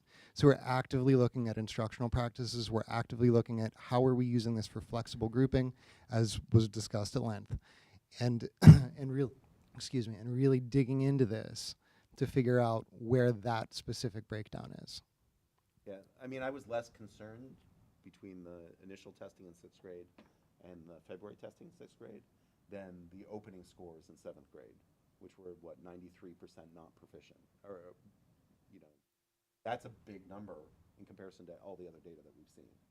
So there's definitely something weird going on there. I would also name, in just somewhat thinking about middle school math, it in the third through fifth grade band, you're getting like sort of higher levels of multiplication, for example, as you go from third, fourth to fifth.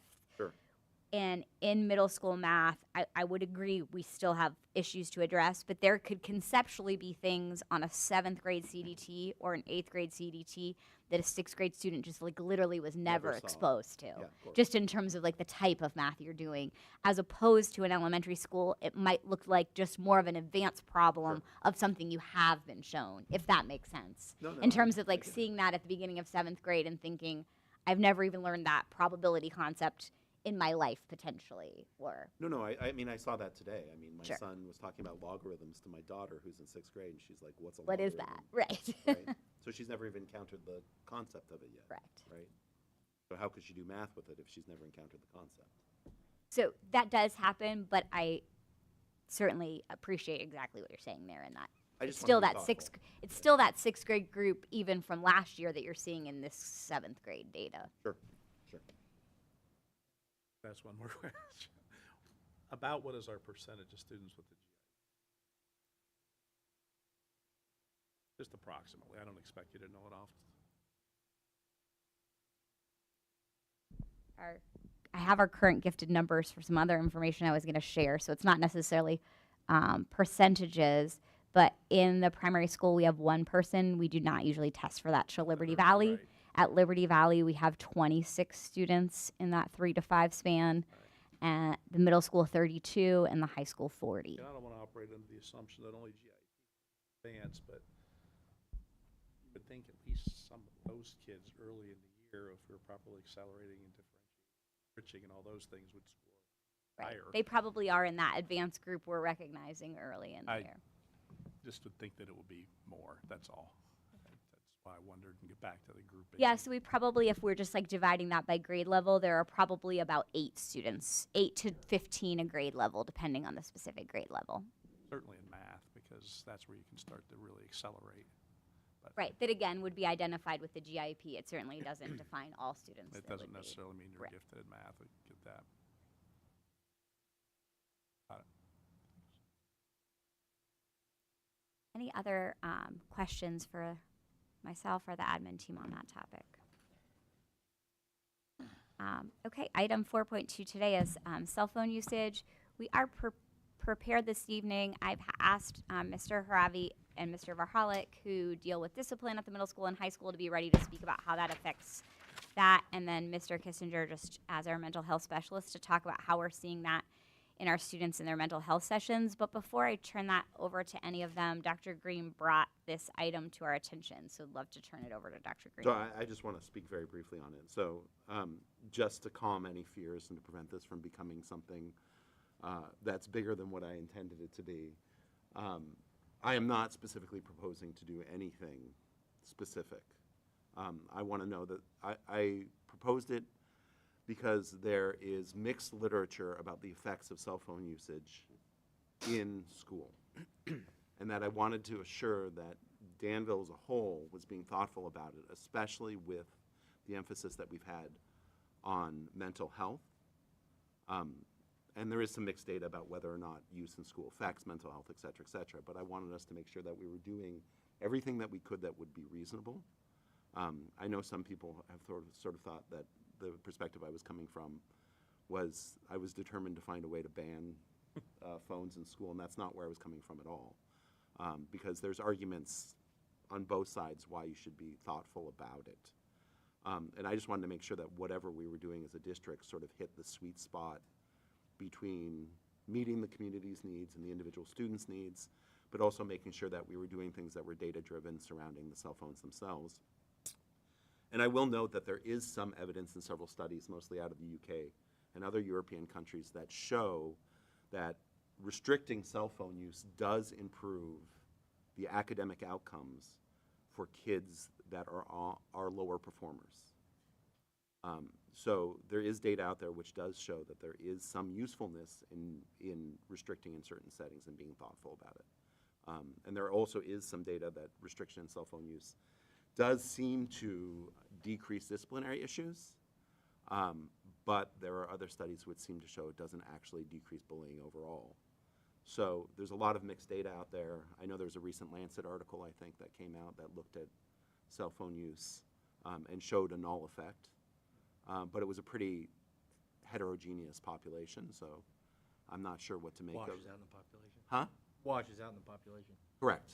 I mean, if you have a broad enough and a diverse enough set of policies, you're not going to find an effect. So I don't make too much of that. So I'm not pushing for anything specific. I just wanted to make sure that we were focused on continually thinking about this and making sure that we were up to date with the literature that existed out there. And it forced me to re-review the literature as well. And what I would say is that if we do ever think about doing something additional with cell phone policies in the district, it would be something we would want to have an ongoing discussion with the community and to make sure that the concerns of the community were addressed in whatever we choose to do long term. So I didn't want anyone to think that that the board or myself was trying to push anything specific down. It was just that I wanted us, both as an administration and as a board, to be thoughtful, because it certainly is a controversial issue. So at this point in time, at the middle school, we have officially banned cell phones. We do not take the responsibility for locking them up, but students cannot have them in the school day. and felt that that was appropriate based on the discipline data that we were seeing prior to that happening. And Mr. Haravi will be able to speak to like how that has changed discipline data, and we really believe for the better. And at the high school, we use a phrase of like bell to bell, no cell, where cell phones should not be out like during your academic periods unless a teacher specifically asks for that. So we do have a social media and marketing class, for example, that would utilize them. Many of our science labs utilize them for students to take pictures of like the phases of a lab. So there are times that teachers may give that directive, but I'll turn it over to Mr. Haravi and Mr. Varhalik and Mr. Kissinger just so you can get a sense of like where we are in terms of discipline data, and also how often our mental health team is hearing about cell phones as sort of like a source of a mental health concern, and specifically if the cell phone problem centered around something that was shared at school. Because regardless of what we do, unfortunately, not all students and families are using them appropriately outside of school hours. too. That's what some of the data shows, that there was at least one study that shows that when you crack down on cell phone use during school, it doesn't reduce the total amount of time that the child is using the cell phone outside of the school, and that a lot of the effects that go along with large amounts of additional cell phone use still occur because they're just using it with outside school hours. And so that means that when, as a district, we need to be thoughtful about comprehensive plans within the context of what we control, and not just think restriction is the thing that actually will prevent the things that we're concerned about. Sure. And I certainly when we think about education, we often use the term backwards mapping. So when you're designing a course, you're thinking, what's that ultimate place that I want a student to go to? What does the AP history test look like? What is it measuring? And how do I design and map out my instruction to meet that? This feels like one of those issues that we're saying, what kind of productive 18-year-olds do we want to graduate who can hold down jobs, enter college, enter a trade school, and productively have this device on them that we all now in society run around with, and be responsible to their boss at work or be able to listen appropriately in a college class. And so how do we set them up for that success by this sort of backwards mapping how available that is to them over their time? So at this point, when we're thinking about backwards mapping, we've just done a K-8 ban essentially, and just said at those ages, we don't think that that's appropriate for the learning environment. And then a little more freedom in that 9 to 12, but still saying during academic times, unless a teacher has asked for it, it cannot be out. But again, I'll turn that over. I think Mr. Kissinger is potentially speaking first, and let you gentlemen take it over from here. So for my portion of this presentation, I took a more general approach of cell phone use in teens in the U.S. And their mental health. I didn't really drill down specifically to in the schools and how it affects their mental health, although I do provide some data of what we've seen between guidance and a mental health specialist. But I found some general themes about mental health and cell phone use in primarily social media. And that's what I am representing in these snippets that you're going to see. And the data that I got from came from studies from the National Institute of Health, Harvard University, American Psychological Association, and then a Dr. Jonathan Haidt, who's a social psychologist at NYU, and he's written extensively about social media use. So just some facts first. 2015, 73% of youth had access to a smartphone. Last year, that was 95%. Social media use in 2015, youth in America were spending about an hour a day, and last year it's 4.8 hours a day, and that number's pretty significant, which I'll allude to later. And then overall screen time, which includes laptops, playing games, and cell phones, Chromebooks, things like that, 6 hours, 40 minutes in 2015, 2024, 7.5 hours.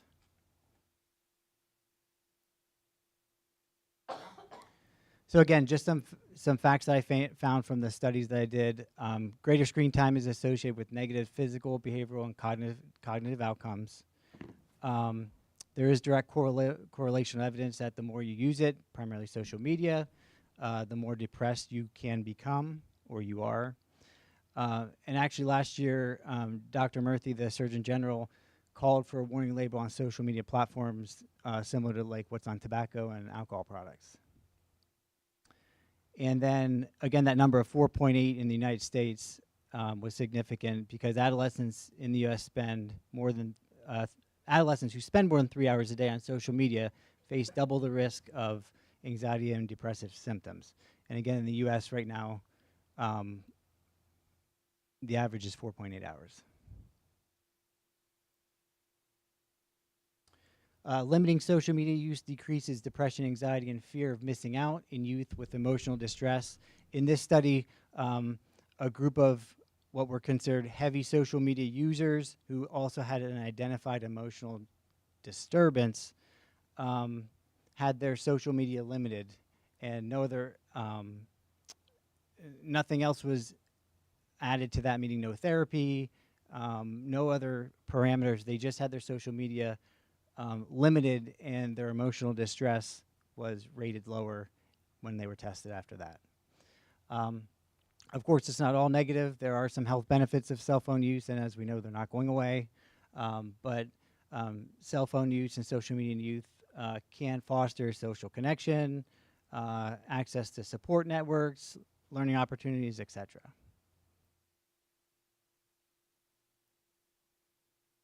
So for the 23-24 school year, we looked at mental health concerns that were directly related to cell phone or social media use in the middle school and the high school. In the middle school, and again, this data came from our mental health specialists and guidance counselors. We had 20 total social media cell phone related mental health concerns, and one was identified as occurring in school, meaning a student actually was on their device during school that created this emotional distress. In the high school, there were 17 identified cell phone, social media related mental health concerns, with 12 of them originating during the school day. And with that, I'm going to turn it over to Mr. Haravi to talk more about the middle school. So I think to speak to Dr. Green's point, I think what we're going to try to demonstrate is that what we've put in place for the last year or so is sort of a gradual release of responsibility of cell phones to kids as they progress through middle school into high school. So we are most restrictive in middle school. Mr. Varhalik will talk about what they do at high school. And I will give you first a brief overview of like the last 3 years. So in 22-23, there was really not anything but a very simple policy that cell phones weren't to be visible unless a teacher directed students to use them in class. Teachers directed all consequences for violations. That year saw 179 total cell phone violations documented in Sapphire, 41 of them being repeat violations. So the same student continuing to flaunt the rules. It was a massive issue. Teachers, administrators, counselors, we were constantly dealing with social issues. You know, this person posted something on Snapchat. They said this about me. That stuff was all over the place. So the next school year, they instituted a new policy. So Mr. Ryan? This is the second year of this policy's implementation. And it starts with the daily student expectation that cell phones cannot be used anytime between 8 and 2:45. That's the school day. So they can have them when they get to school. As soon as the bell rings for kids to head to class, they're to be in their lockers. For consequences for infractions of this rule, the first offense is the teacher issues a warning to students and documents it in Sapphire. That way we can track. The teacher confiscates the device until the end of the school day. The student can go back and pick it up at the end of the day. The second time the student does it, they get an after-school detention. The teacher turns the phone into the office, and the parent has to come in to pick it up. We will not release it to the student. If that student would do it a third time, a teacher issues 2 after-school detentions. They still turn it into the office, and we make the parent or guardian come in to pick it up again. If there are future offenses, then it escalates to an office-handled behavior, which we would typically assign a day of in-school suspension. We would call that parent, tell them that they're no longer allowed to bring their phone to school, some more restrictive measures such as that. If you would advance the slide again, Mr. Ryan. These are the infractions year over year on the left-hand side. That's that 22-23 school year, 179 total infractions, 41 of them being repeat offenders.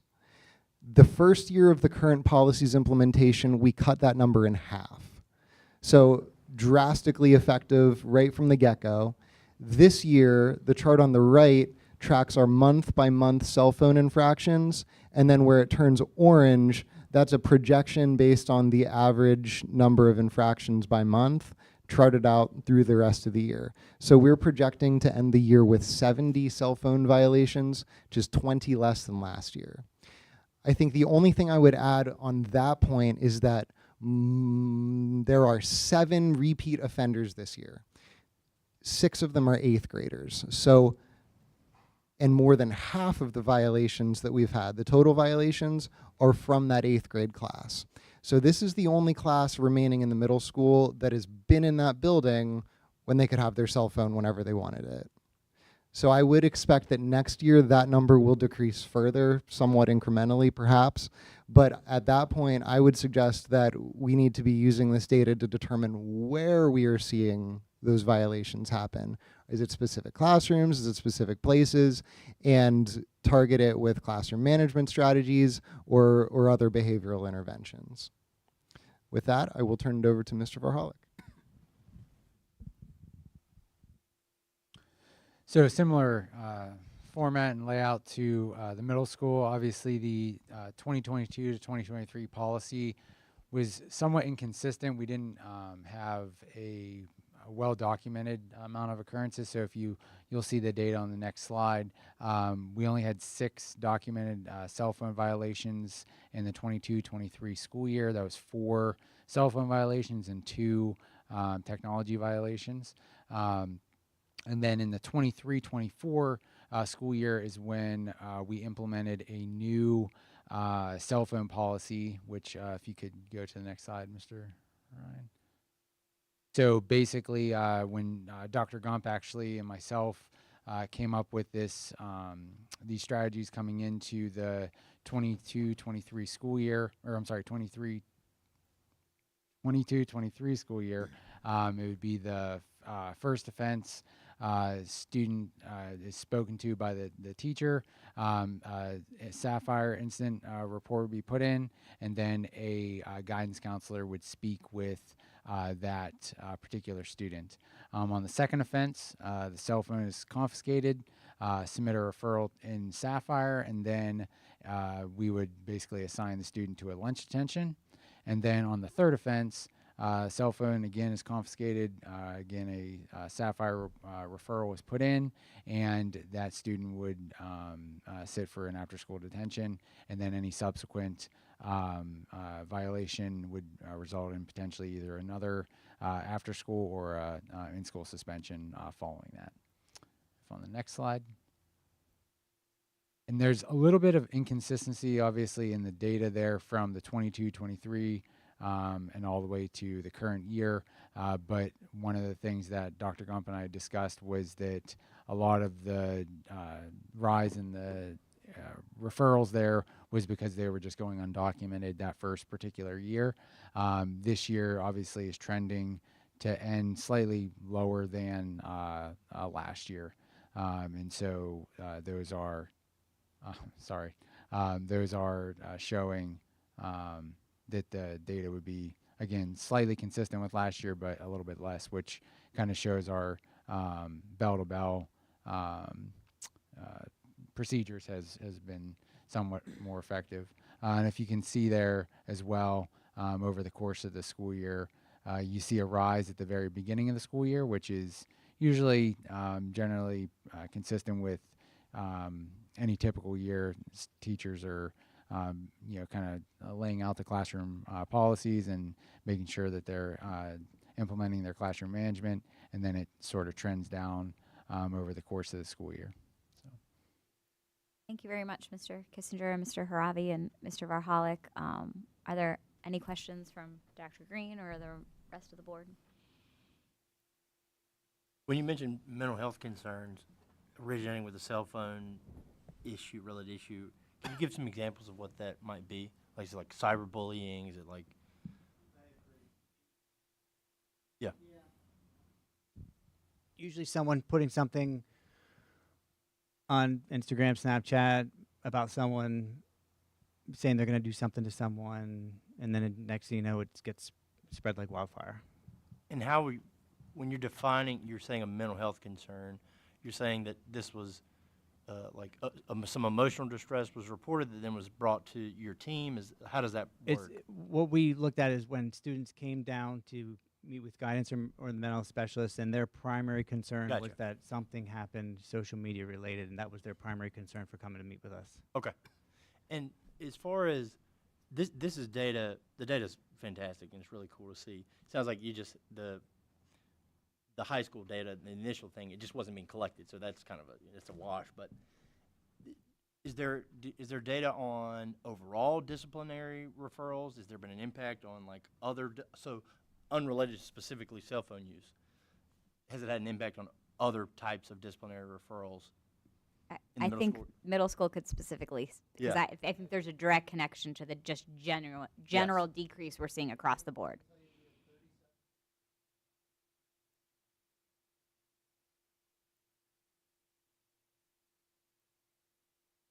Okay.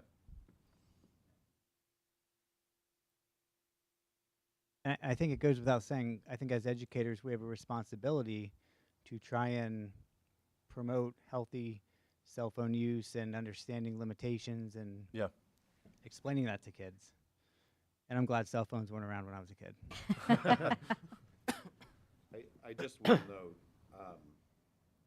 the report I get from children in the middle school is that there is widely variable enforcement of the cell phone ban depending on the teacher. And I would be not expecting you to report it, but it might be useful to look at whether there are 3 or 4 teachers who report the majority of the cell phone violations, and then be a little bit curious about whether it's actually uniformly happening in classrooms.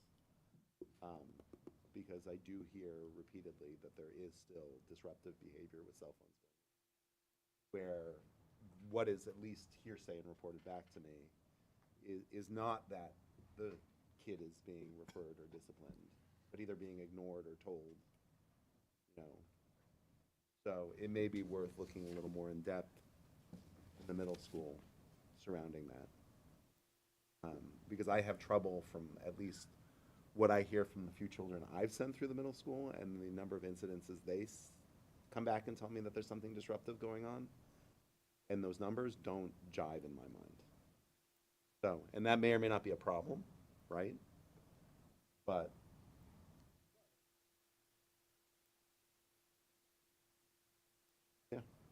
and I think what you may find, I'm a little surprised how low those numbers are. I think what you may find that there are a few specific teachers which consistently report, and that there are large swaths of teachers that probably don't report at all.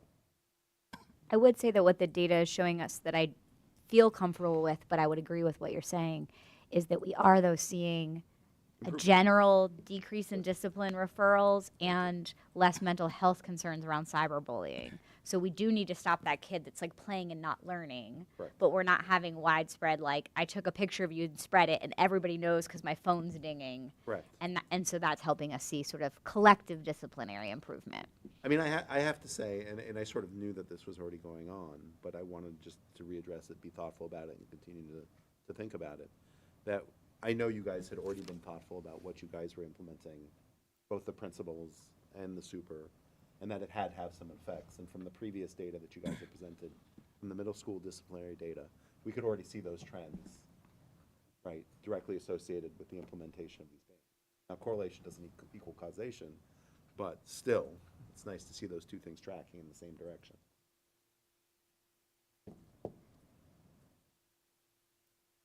Thank you, Mr. Kissinger and Mr. Varhalik and Mr. Harabi for putting together that information for us. The next item we have is a staffing number update. So certainly, just like was shared in the VOTEC presentation, staffing for Danville makes up about 70% of our budget as opposed to their 80%, but still a very significant slice of the pie. So we take all of those positions really seriously. But we also want to make sure that we're still maintaining a level of service that warrants a Danville education that we're really proud of. So this chart will take you back to the 22-23 school year. And so you'll see each of the 22-23, the 23-24, where we are right now in 24-25 and what our projection is for next year, where we are with total number of students that we have or are projecting to have in the district. You'll see a column that says total FTEs. That stands for a full-time equivalent teacher. And then what that plays out to be as our student-to-teacher ratio in the district. So you will see that in 22-23, we had 192 full-time equivalent teachers. That's 192 salaries, benefits to pay. And we are projected to have 171 people in those positions for the 25-26 school year. We have taken every retirement or resignation extremely seriously in our determination of whether or not we need to fill that, or there's another way that we can utilize resources in the district, with human resources being our most costly resource. So I just want to reiterate to the board that we take that responsibility extremely seriously. If you go to the next slide, you'll then see where that is in terms of buildings. So the projection for each building for next year, where we'll be at full-time equivalents and the student-to-teacher ratio in that specific building. I realize that you don't really have 0.75 of a human being, but what we are calculating there is we do have some shared positions in the district. And so it's like we try our very best to allocate like the percentage of a particular teacher's time in that building to get the full-time equivalents for that building, to get as close to accurate as we can on that student-to-teacher ratio in that particular building. And so naturally you see that student-to-teacher ratio increase as students get older. If you go to the next slide, you'll see just some comparison. So our projected ratio next year with 171 full-time equivalents will be 12.44 to 1. Just so although we have reduced by essentially 21 positions over the last 2 years, we still have a lower teacher-to-student ratio than the state average, and we have a lower teacher-to-student average than comparable enrollment schools. The reason that is important is sometimes smaller schools do have lower ratios because you need to have teachers in different specialty areas, so it looks a little different than just comparing us to like a city district. But we still sit lower than the comparable enrollment schools. So I feel confident that our students are getting an extremely solid education in Danville with that ratio. And just to summarize then on the next slide, again, we've identified positions through attrition which do not need to be replaced and have allowed us to go from 192 to 171 full-time equivalents, a reduction of 21 positions, and an annual savings of over $2 million. And we will be moving into the finance section, so very important that we don't have that $2 million sitting right now on our expenditure side. But even with those reductions in staffing, we remain below the state averages, and we do not think that we have damaged any of our programs or services to students. You just saw our data presentation. We are still differentiating instruction for students, giving them supports through our MTSS process with those levels of staffing. Are there any questions there? Okay, thank you. That takes us to our special education plan. And just so that the board is aware, it is a mandate from the Pennsylvania Department of Education that we turn in a special ed plan, and so it happens to be Danville's turn. And I'd like to thank Ms. Wenrick and Mrs. Delgado for their work on our special ed plan, and certainly just their work on a daily basis in both the MTSS process and intervention and our special education student population. So I'll turn it over to those ladies. Thank you. So as Dr. Need said, this is part of a requirement for Pennsylvania Department of Education, or PDE. The district is required to do a district-wide comprehension plan, and within that, there is a special education component. So the special education component does have to be revised every 3 years. The plan basically describes the district's continuum of special education services that are hosted between both what we offer within the district as well as outplacement programs that we offer some of our students as well. The plan does need to be posted 28 days for public review. It is on the district website, and we will show you later in the presentation where to find that. And you probably do have a copy in front of you. Yes. Within the special education plan, there are some key components. We utilize our audit that we're presented with by the Pennsylvania Department of Education. We are on that audit next year. We take that information and incorporate it in the next year's plan and work on making the changes and the requirements that they do suggest within that. So the plan compares Danville's special education plan to the state. It does include enrollment figures, graduation rates, discipline data, the educational environment, PSSA participation. Key components are the plan. Within the plan are methodology used for identifying students with specific learning disabilities and how we ensure the students with learning disabilities are educated alongside those who are not identified with disabilities in a very appropriate extent as much as we possibly can. This also ensures that students receive free and appropriate public education, which you'll hear and read throughout the plan as FAPE. Another component of the plan is looking at our behavior, emotional, and social supports that are offered across the district. And this consists of our emotional support procedures, school-wide behavior plans at all 4 buildings, and mental health initiatives. We also look at educational programs, staff, and caseloads. In the district, we have learning support, emotional support, life skills support, and autistic support, and those with teachers. And then we also have speech and language support staff members. We look at the number of students that each teacher has on their caseload and then the level of support that each student is getting. You heard it mentioned earlier tonight, they talked about itinerant, supplemental, and full-time. We also provide hearing, vision, OT, PT, orientation, and mobility services to any student that may need it. We look at special education facilities, and with that, we have to take into consideration the size and location of the rooms that we are educating students with identification. We also look at personal development for within this realm of special education.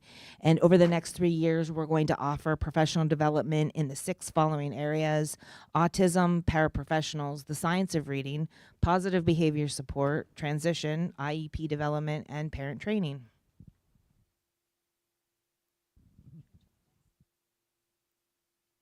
So the plan ensures that we provide necessary supports for services to students based on a systematic way. It also helps us identify the needs and provides resources, that there is a continuum of services available for all students. In addition, the plan ensures that we appropriately identify students, their needs, and all resources, including proper facilities and allocating the special education program.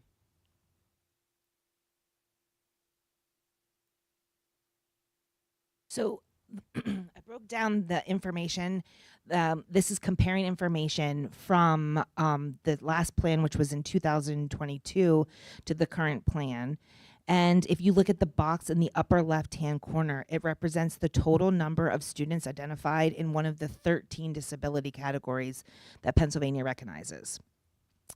The current percentage that our students are receiving services within Danville is 19.6, which is higher than the percentage in 2022. And I'm going to talk in a minute about that a little bit.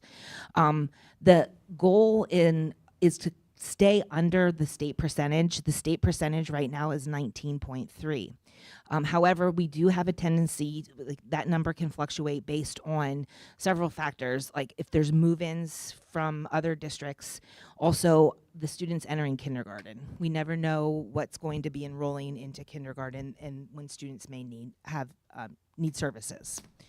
But the chart in the lower left-hand corner reflects the current number of students receiving either learning support, emotional, autistic, or life skills support. One thing that this chart does not reflect is the different levels of support that the students are receiving. So within learning support, there could be students receiving minimal support as well as students receiving, a larger extent of support.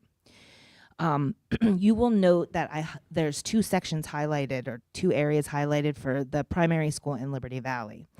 And we wanted to make sure that we highlighted that information because that shows a decrease in identification.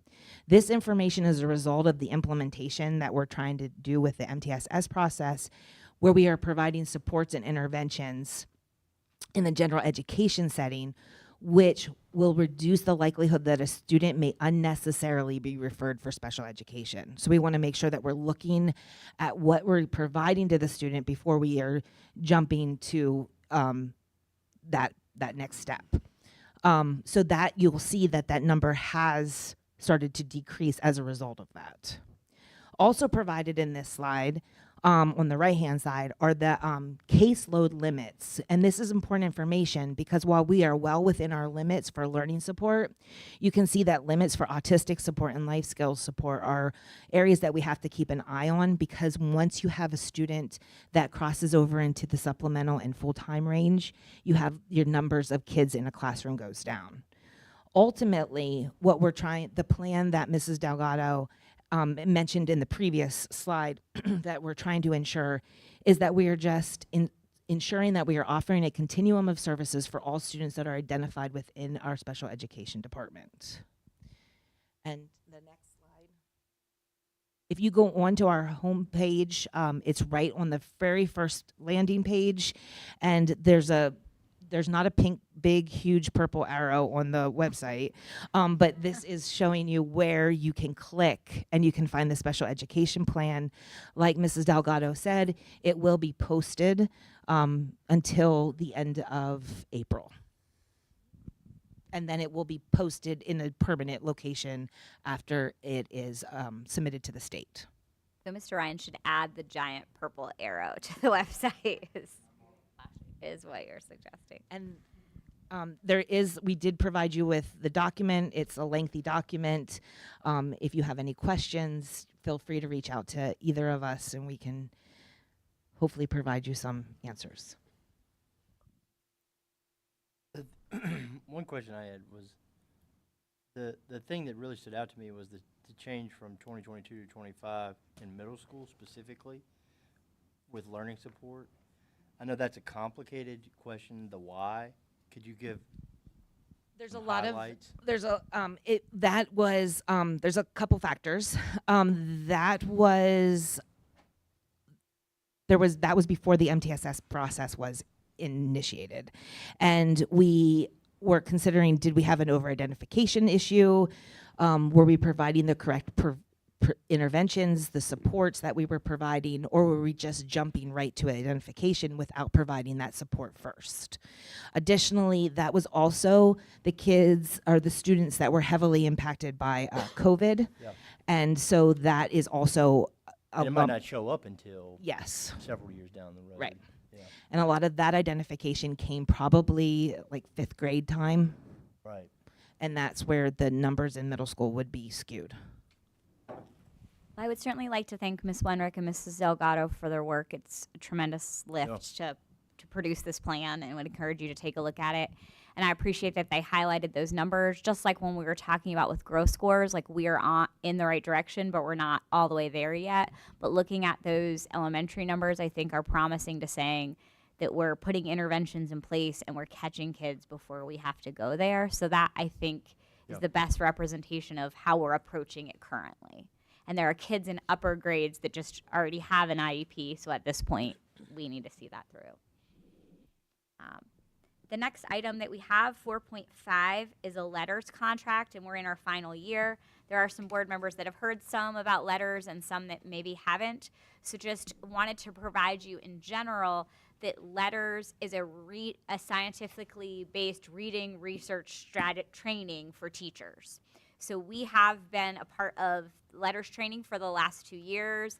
It is I have been letters certified as a teacher, and also have just recently completed letters for administrators, and it was one of the best reading trainings out there. So like, I can't say enough great things, and I'd just like to thank the board for their commitment to bringing that to Danville over the last couple of years. Like, it's exactly what we need in our elementary setting.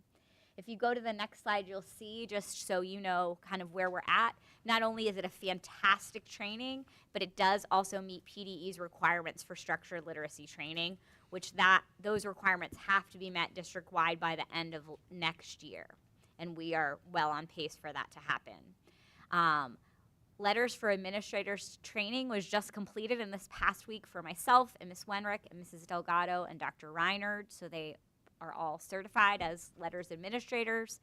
And we then took our elementary teachers, our special education teachers, and our reading specialists and divided them to two cohorts. We had the teachers that are in our reading classrooms be in cohort 1. So they have now completed both letters 1 and letters 2. That half of our elementary and special ed teachers, so they are now currently finished with letters, they are letters certified teachers. Our second group of letters teachers, which are our teachers that are in math classrooms, completed letters 1 training this year, and next year they will be completing letters 2. So the final payment for that contract that'll appear on next week's budget is $19,300. That is a part of our curriculum budget, so it's not in addition to like a budget that Lance is presenting. It is a part of that budget.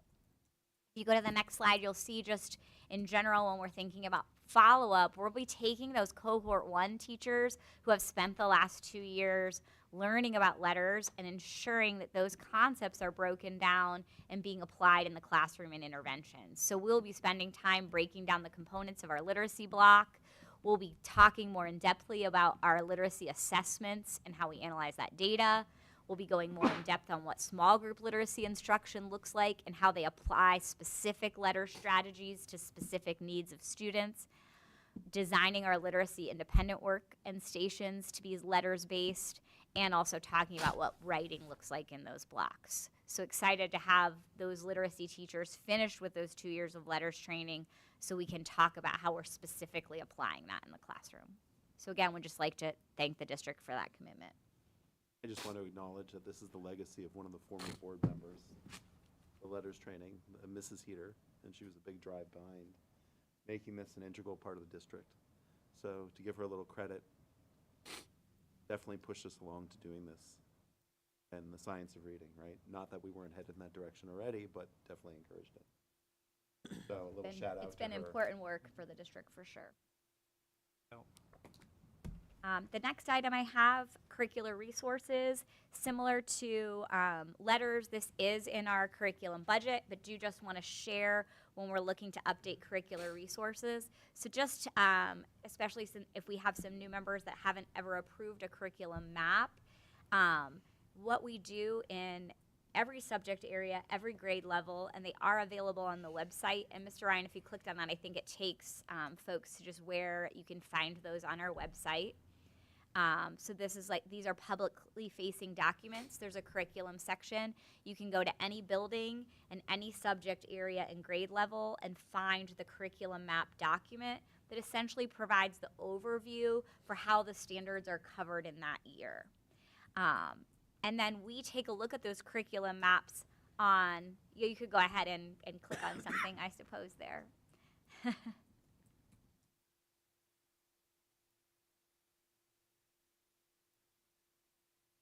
So every subject area is going to have a course overview document like that.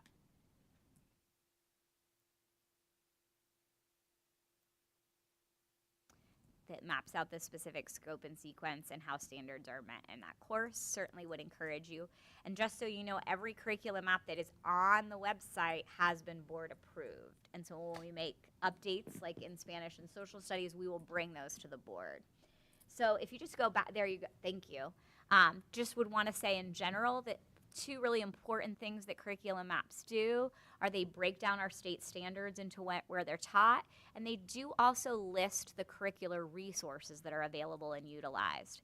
So I just want to make a clear distinction. A curricular map is not like a company or a textbook.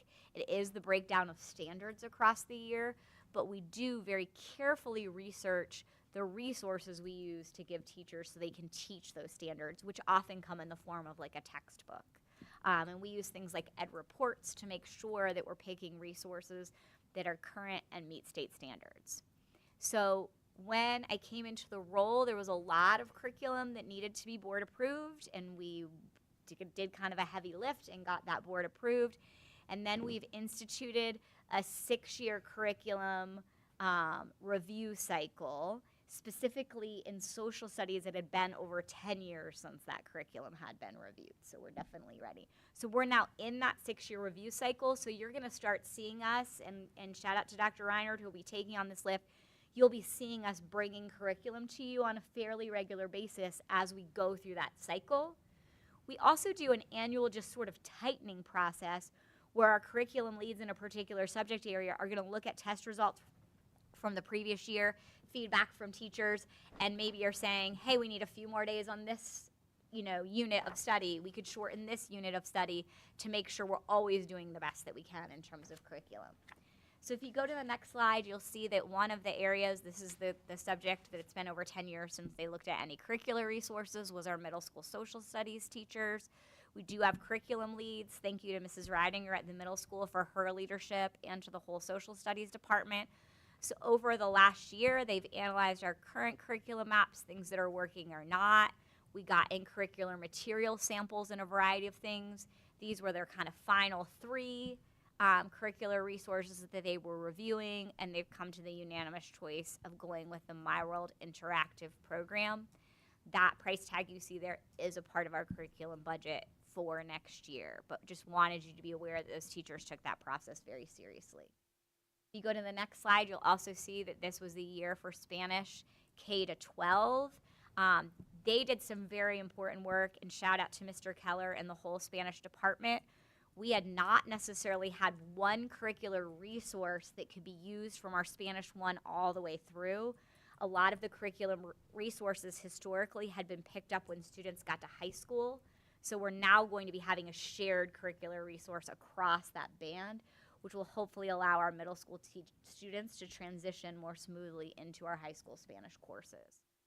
Those were their 2 finalists in terms of curricular resources that they reviewed, with a unanimous selection of Encuentros as their selected model.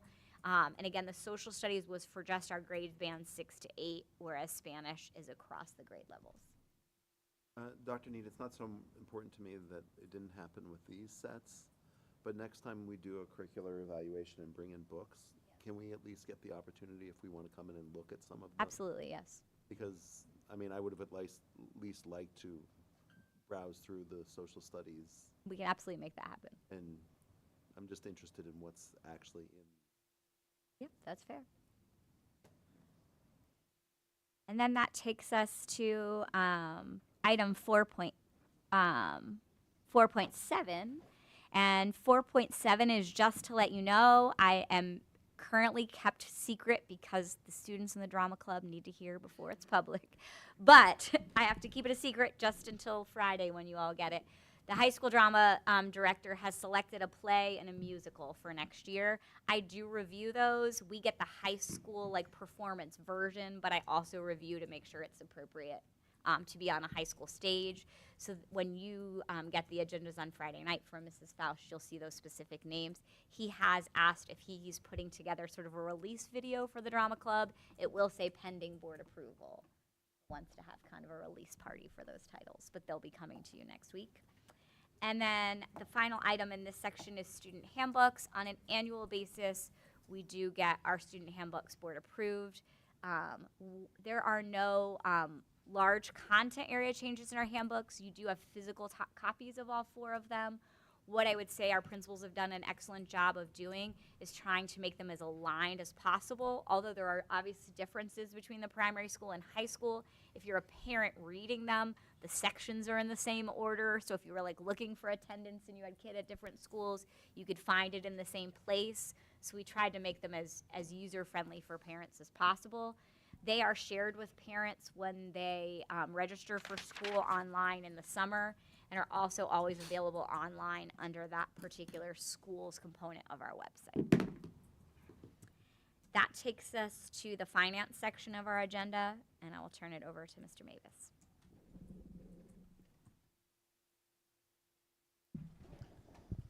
All right, before we even begin talking about this slide, I just want to take a moment for anyone viewing this online that hasn't been following along with us the past few months to just do a quick overview of how we got here. Before I even started at the end of October last fall, our administrators had already begun working on their budgets for 25-26. Basically, as soon as this school year starts, that budgeting process for the next school year begins. Immediately upon arriving, Dr. Need and I had departmental meetings with each of the department heads to review their budgets line item by line item. I want to give a shout out to our administrators for the work that they did in producing those budgets. They answered some hard questions from Dr. Need and I, about not only their requests for 25-26, but also making sure they were aligning their requests for the budget year with their actual expenditures from prior years. And I know that's been a source of great effort over the last few years with the new administration, and I think that's gone very well. So kudos to everyone on that. Once we had expenditures largely in line, it was time to bring that information to the board. We began that process in January and did a full presentation on expenditures at the February Committee of the Whole meeting. Following that meeting, we discussed revenues, projected revenues in last month's meeting, absent any discussion of local real estate tax changes. And then this month, we have the opportunity to review the budget packet, which the board members have been given a detailed budget packet each of the last 3 months that covers line item by line item all of the requests. So you're not just looking, the board members aren't just looking at account codes and thinking about gross numbers. They're seeing the individual requests that came from each department head. And so that brings us to tonight, where we have a final look at the budget in its form that I've shared the past 3 months. Starting next month, you'll see it in the standardized PDE 2028 version that every school, every district in the state has to prepare their budget in that format, and that's the format that's made available for public review after the board takes action to adopt the preliminary budget. So, but that brings us to tonight. We're doing one final review of expenditures and revenues. The expenditures that are shown in your book tonight are $48,474,910.63.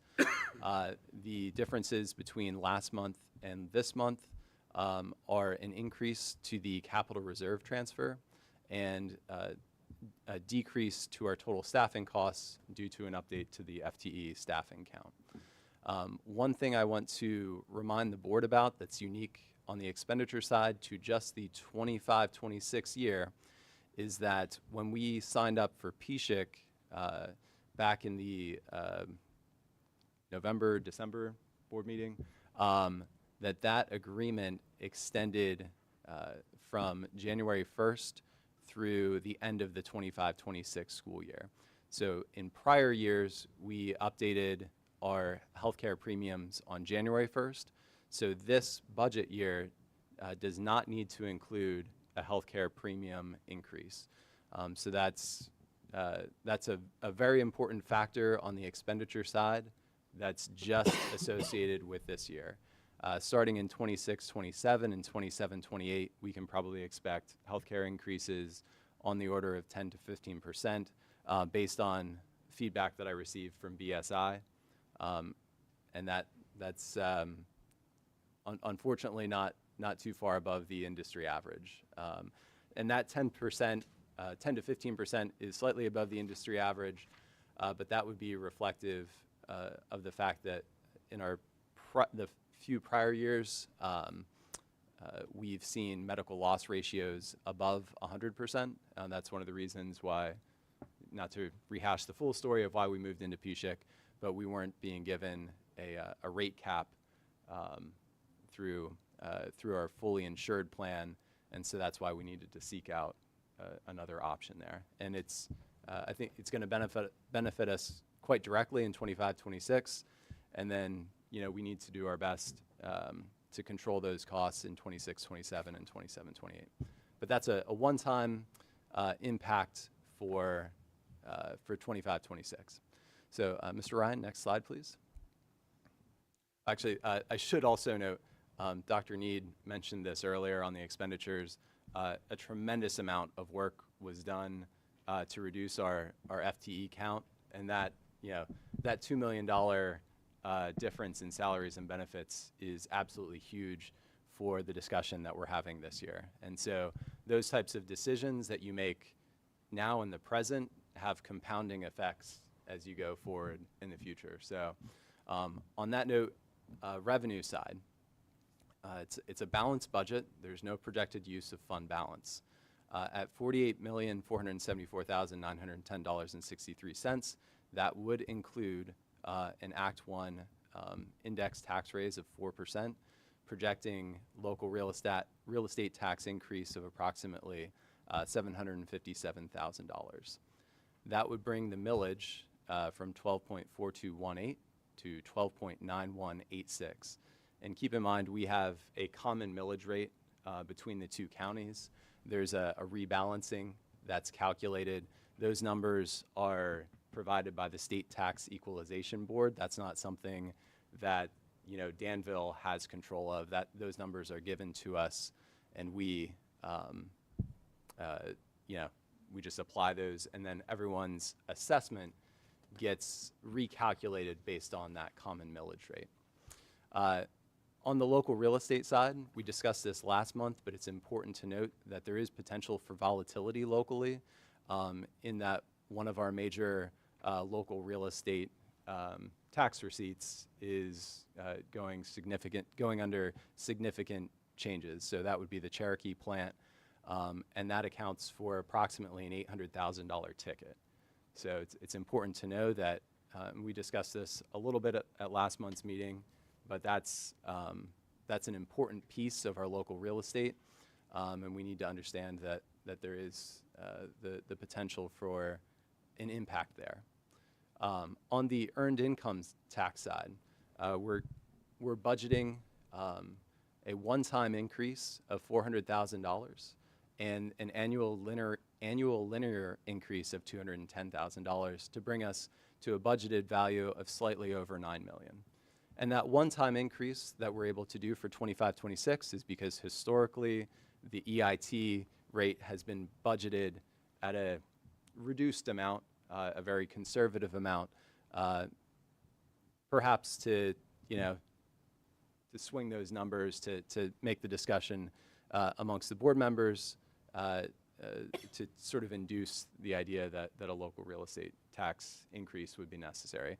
I think the board requested that we give a realistic number, and I think the $9 million number is fair based on where our collections are currently coming in at this year, and the possibility of having that linear increase next year. So I'm comfortable with that budgeted figure. It is a realistic number, and EIT is, of course, a source of income that could be more volatile than typically your local real estate. So as long as we're all aware of that, if we budget at a realistic number rather than a conservative number, I think that's fair. Mr. Ryan, if you could go to the next slide.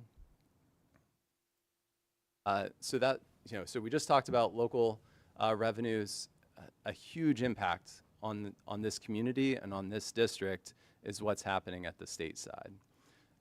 Next year, the state is projecting, this is from Governor Shapiro's executive budget that he provided in his budget address in early February. It's a projected increase of state revenue for basic ed funding of $43,000, which is only a 0.5% year-over-year increase. For those, we talked about it last month, but if you're just watching the video this month, there was a significant court case that ruled the state's funding of school districts to be unconstitutional, and in response to that, the legislature created a new funding formula that, and you may have heard it referred to as a fair funding formula, but I refuse to acknowledge it as such. It's just a new funding formula. And that funding formula drives $0 new dollars to the school district of Danville. So the impact of that change in fiscal year 25, our current fiscal year, was an approximately $500,000 decrease in funding. If all of the funds that went to BEF and the new formula were driven just through the old formula, we would have had an additional $500,000 of revenue. And then the impacts on the proposed budget from Governor Shapiro for next year is an approximately $323,000 difference. So when we talk, obviously this district took amazing steps on the expenditure side to reduce FTE count, and we're seeing the fruits of that. And it's wonderful to have that compounding effect. But now we're seeing on the revenue side, that change in funding formula is huge for this district.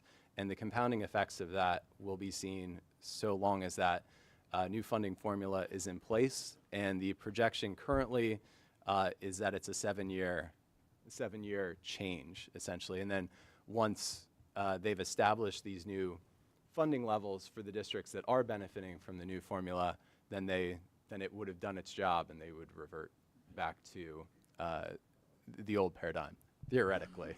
But that's it. I can't understate the impact that change is having on districts like Danville, and we're certainly not the only one that's feeling that. It's a huge local issue, and our legislators, our representatives are well aware of it, but locally there are some districts that do benefit from it. So it is a difficult position for some of our local representatives, I think. Correct. Correct. So that's the picture on the state side. And then on the federal side, we're just projecting level funding at this time. It is possible there's some potential for volatility, but the federal revenue as it relates to Danville isn't a huge line item. Our title programs bring in approximately $500,000. So it's not a huge factor for our district, but I do want to highlight that insofar as it impacts other districts across the state, our larger districts in the state like Philadelphia are highly dependent on federal revenues. And so if they change at the federal side, that means that the state has to pick up a higher portion, locally. So, which is already impacting us negatively anyway. The 500,000 though, there's still decisions to be made. Correct. Something happens with that money. Correct. Certainly, it's hard to keep track of, but certainly all indications at this point are that title funds will still come. They may just come out of a different department. But in terms of decisions that are, information that we have at this point in time. Today. But it's certainly something Today. we continue to watch. Correct. Volatile is a fair word for federal revenue. So that's the picture on the revenue side. Mr. Ryan, if you could advance the slide there. I did want to share a few slides on the Act 1 index for those following along. It's important to understand what the Act 1 index is. By law, the state is required to provide every district an index that's associated with the local rate of inflation. So essentially that Act 1 resolution that we passed back in December saying that we would not exceed the Act 1 index was the board resolving to stay at or below what the state said was our local rate of inflation. So for the period of time that we're in now, the Act 1 index has been, relative to historical norms, very high. So last year, the Act 1 index for Danville was 6.1%. The prior year, I believe, 5.1%. So just related to unusually high levels of inflation over the past several years. That Act 1 index, I think we can expect to revert back to its historical norms, which are between 2 and 3%. So when we think about our choice for this particular year, we also need to keep in mind that, as we go forward next year, it does seem like inflation, has cooled off significantly. So we could see that Act 1 index limiting potential local revenue to that historical norm of 2 to 3% increases. And you can't go back in time and say, well, I didn't use a portion of the Act 1 index from 3 years ago. So that you have that choice at that particular year. So next slide, Mr. Ryan. So going back a few years here, I apologize. The 23-24 year Act 1 index was 4.1%. In that year, the district left the real estate millage the same. For this current year, the Act 1 index was 6.1%, and the district implemented a 3.5% tax raise. And for the 25-26 year, the Act 1 index is 4%, and the board has the option to choose to raise local real estate taxes up to 4% for a millage rate of 12.9186. And next slide, Mr. Ryan.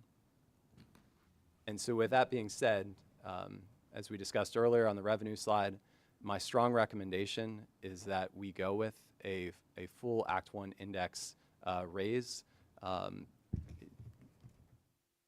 If this year were happening in a vacuum, I may have a different recommendation.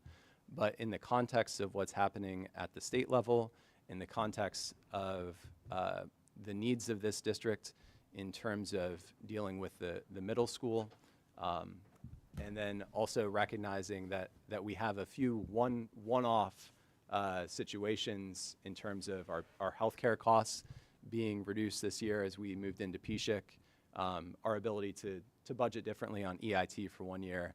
I can't see the decision to go below the Act 1 index being something that we look back upon 3 years from now and go, I'm glad we didn't, I'm glad we left money on the table that year, which is really an unpleasant thing for me to say. I have family that live in this district that are directly impacted by this. I do not take such a recommendation lightly. But on this slide, I've also shared a few other percentage levels.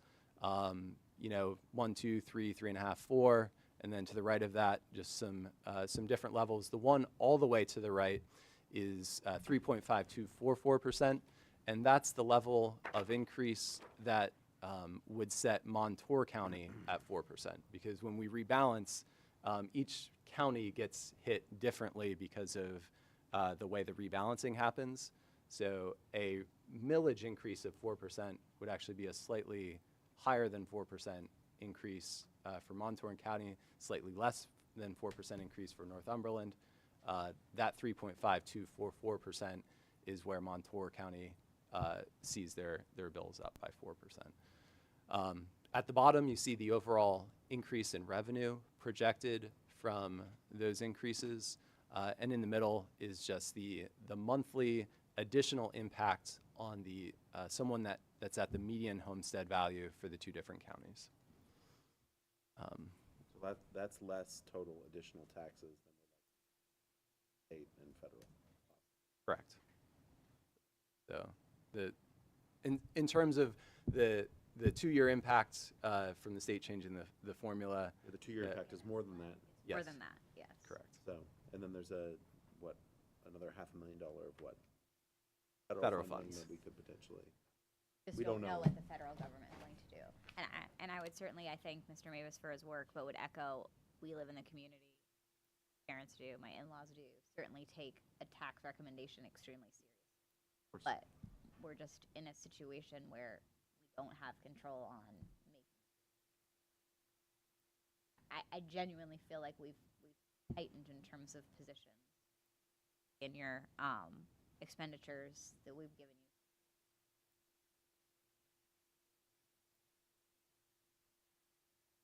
Say 500,000 in Title I, and I hope that's all we're looking at. Not that they need my help, but special education's funded at the federal level. Pennsylvania has the highest percentage of special needs students in the nation. So hopefully there isn't something that's done in that area, because obviously they're being very aggressive with federal spending cuts. And I don't want to turn this into a political statement, but I'm on a public school board. That's why I'm here. That's why we're all here. And it concerns me. You know, we're here in Danville, and we just saw something that shows we just reduced 21 positions since 2022, which means we're not being irresponsible. We gave our teachers a contract, support staff, because we know there's a teacher shortage. We know we need to pay them well. We did everything we could to maintain the medical expenditures. Dr. Green really took the lead in that and was very responsible in that negotiation. Kind of running out of places to go. We're fortunate that we have a very robust earned income tax, but in tough economic times, you don't know that you can always handle that either. And right now, we're not that tough, but we may be going down that direction if you read the economic forecast. So, you know, nobody's in a good position. Nobody has enough money to fund all their operations. I just don't want to make any assumptions here that this is over. It may not be. I would completely agree. Yeah. And special education funding, what's worrying there is there's law we still have to follow. So we're already underfunded, quite honestly, for what the law demands. And if any of that funding would be reduced or pulled, we still have to legally offer those services. They would just be unfunded mandates.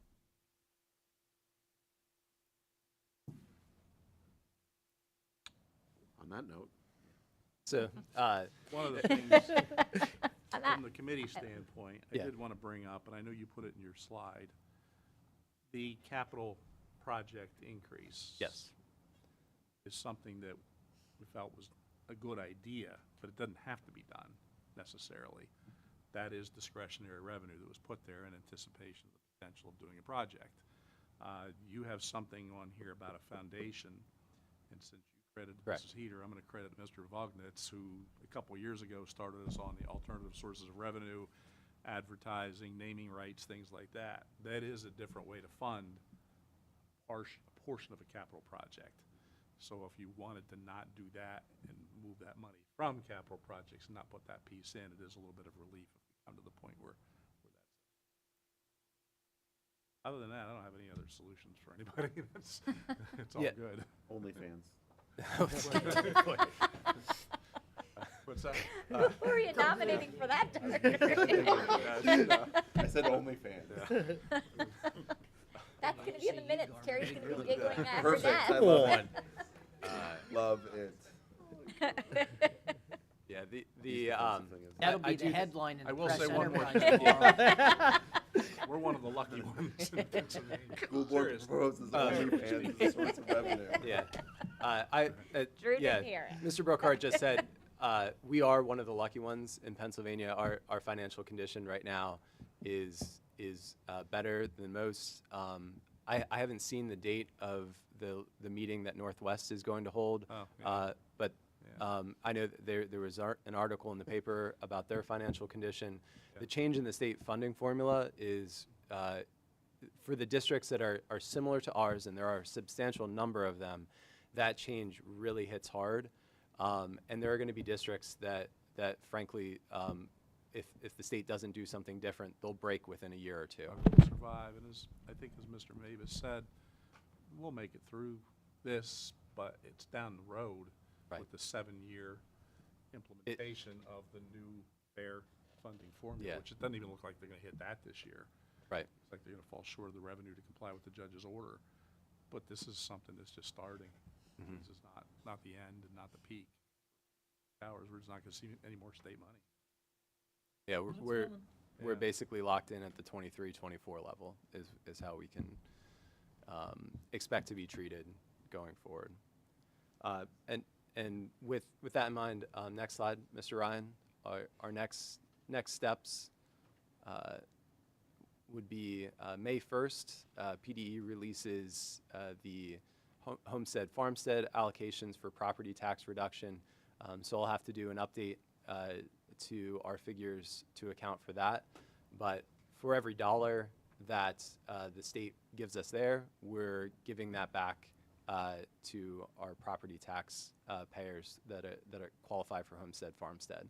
So it won't change won't change the overall level, but it will shift funds potentially from local real estate tax dollars to state revenue dollars as that's switched. The board needs to take action to approve a proposed budget.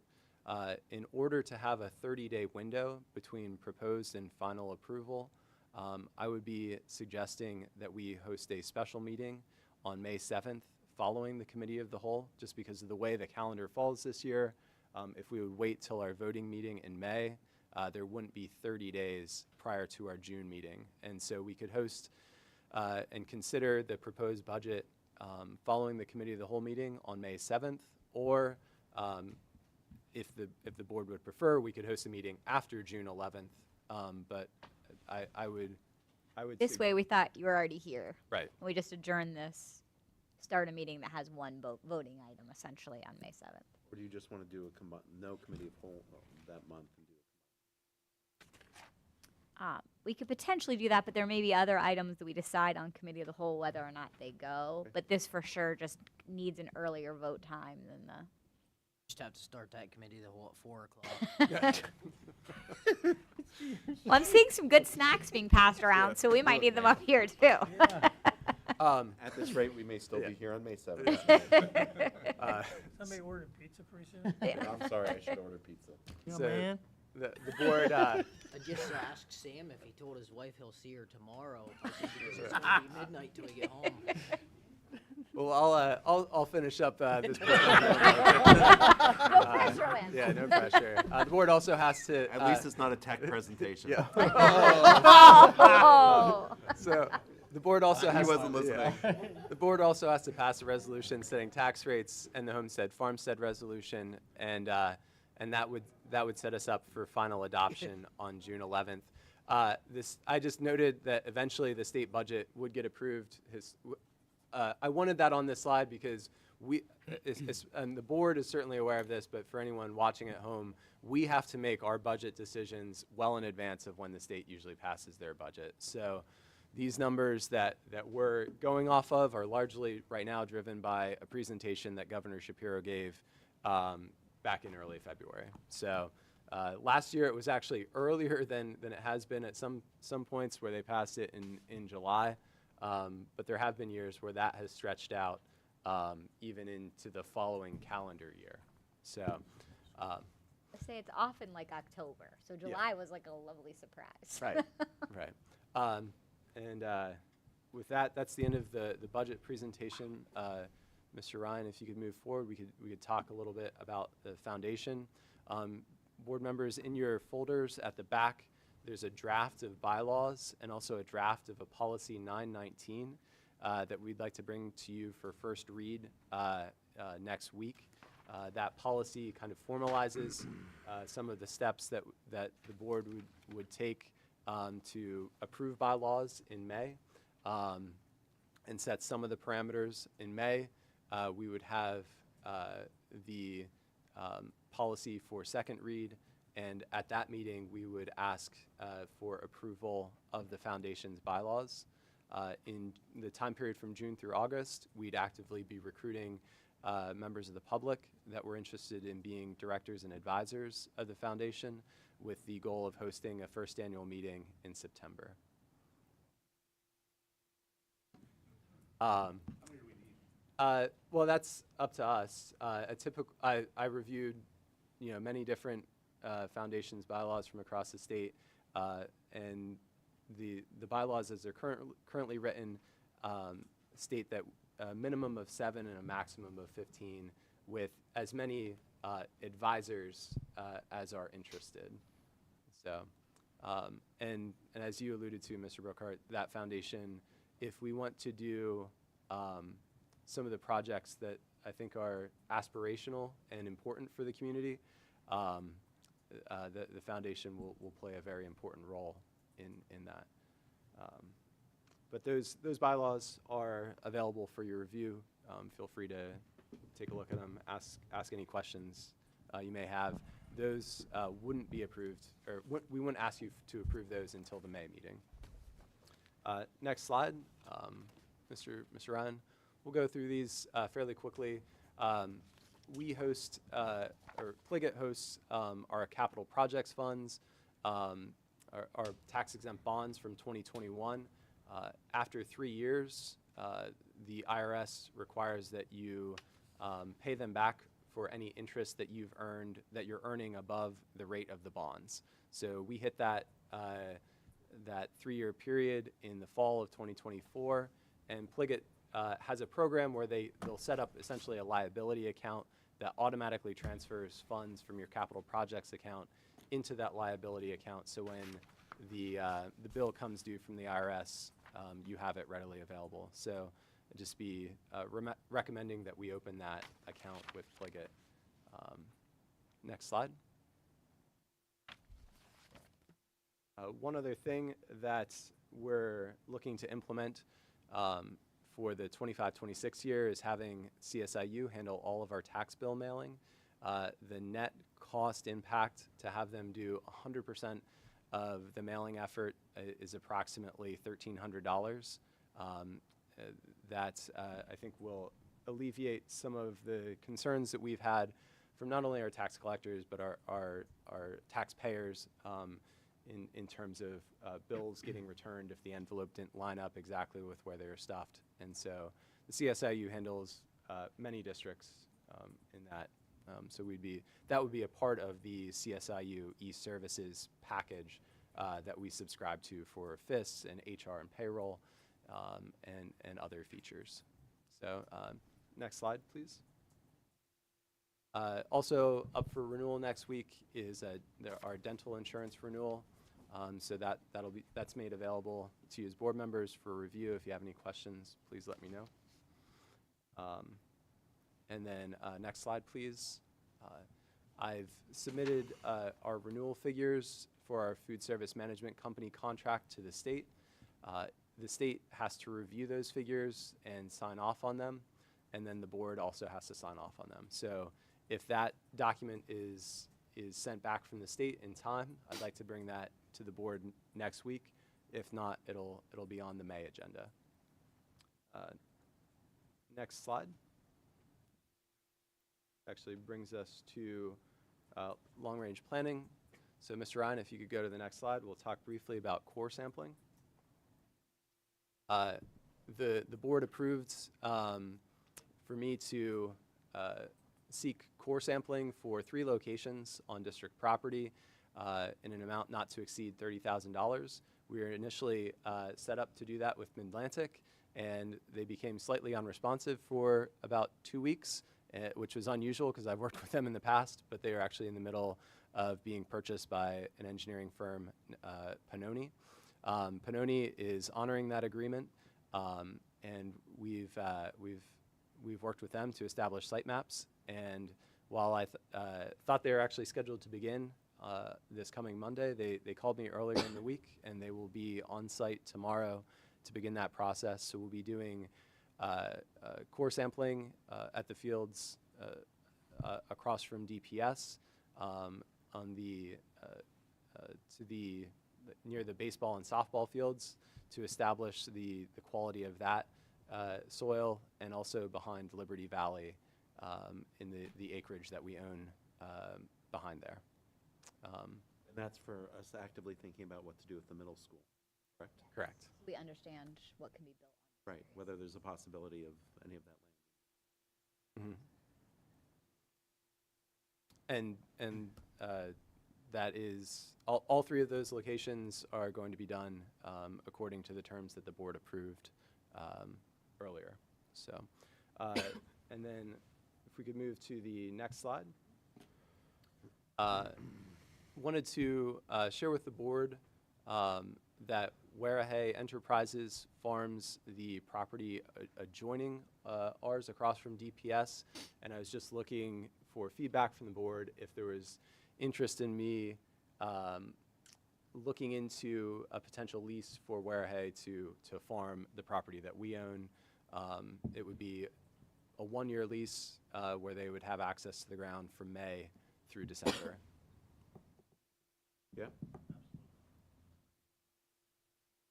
So I will see if I can get a lease agreement from them to bring to the board for next week. It's not going to, just to be fair, it's not going to be a substantial amount of funds, probably in the $200 to $300 per acre range, and we get, we have 20 acres, so.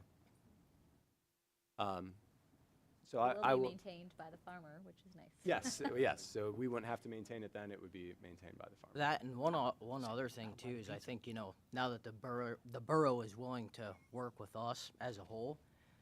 I don't remember the whole process if it was part of the pollination end of or whatever, but with that not being planted, it was actually affecting the crop from the actual planter. Okay. So it was reducing what they were bringing in. So it was affecting him, so they actually renegotiated, and they settled for less. So I think it's a win-win for everybody. So I'll be in touch with them and have something for your review and potential approval next week then. So with that, next slide. And buildings and grounds, next slide. Unfortunately, we already covered this one. So We're good there. I'll be bringing option 2 for the board's review and approval next week. That takes us to athletics and extracurriculars, and Dr. Gump just has a very brief Hall of Fame update. Okay, we continue to make progress with the Hall of Fame. We have the nominations form has closed as of April 1st. And we received 48 nominations through that nominations form. So just wanted to list some monthly milestones ahead for this group. So this month in April, we're looking at the Hall of Fame selection of the inaugural class. In May, we'll be contacting those selections, those people, and seeing if they're willing to accept, and then have a public announcement of the, again, inaugural class. And then in June, I have down finalized plans for Hall of Fame location and design. Talking to Dr. Need earlier today, we're hoping maybe that will be the time frame as well, where we will come to you as a board and kind of share our update as to what we're thinking with style, location, et cetera, plaques, and so on. So we do have a lot of work in a short amount of time, especially this time of year where everyone's so busy. But again, I think we're gaining traction, we're making some progress, and again, hope to have something for you as a board in like June board meeting timeframe. Any questions at this time from the board? I'd like to thank Dr. Gump. I feel like he's made significant progress in a short amount of time, and excited to get the ball rolling. So thank you. And again, we'll have this on the agenda again in June. We really appreciate this being picked up. And I don't know what other support you had, because I know Mr. A lot of responsibility, and it's important to a lot of people in the community. It kind of gets background here, and we have a lot of other important business we're doing, but there's a lot.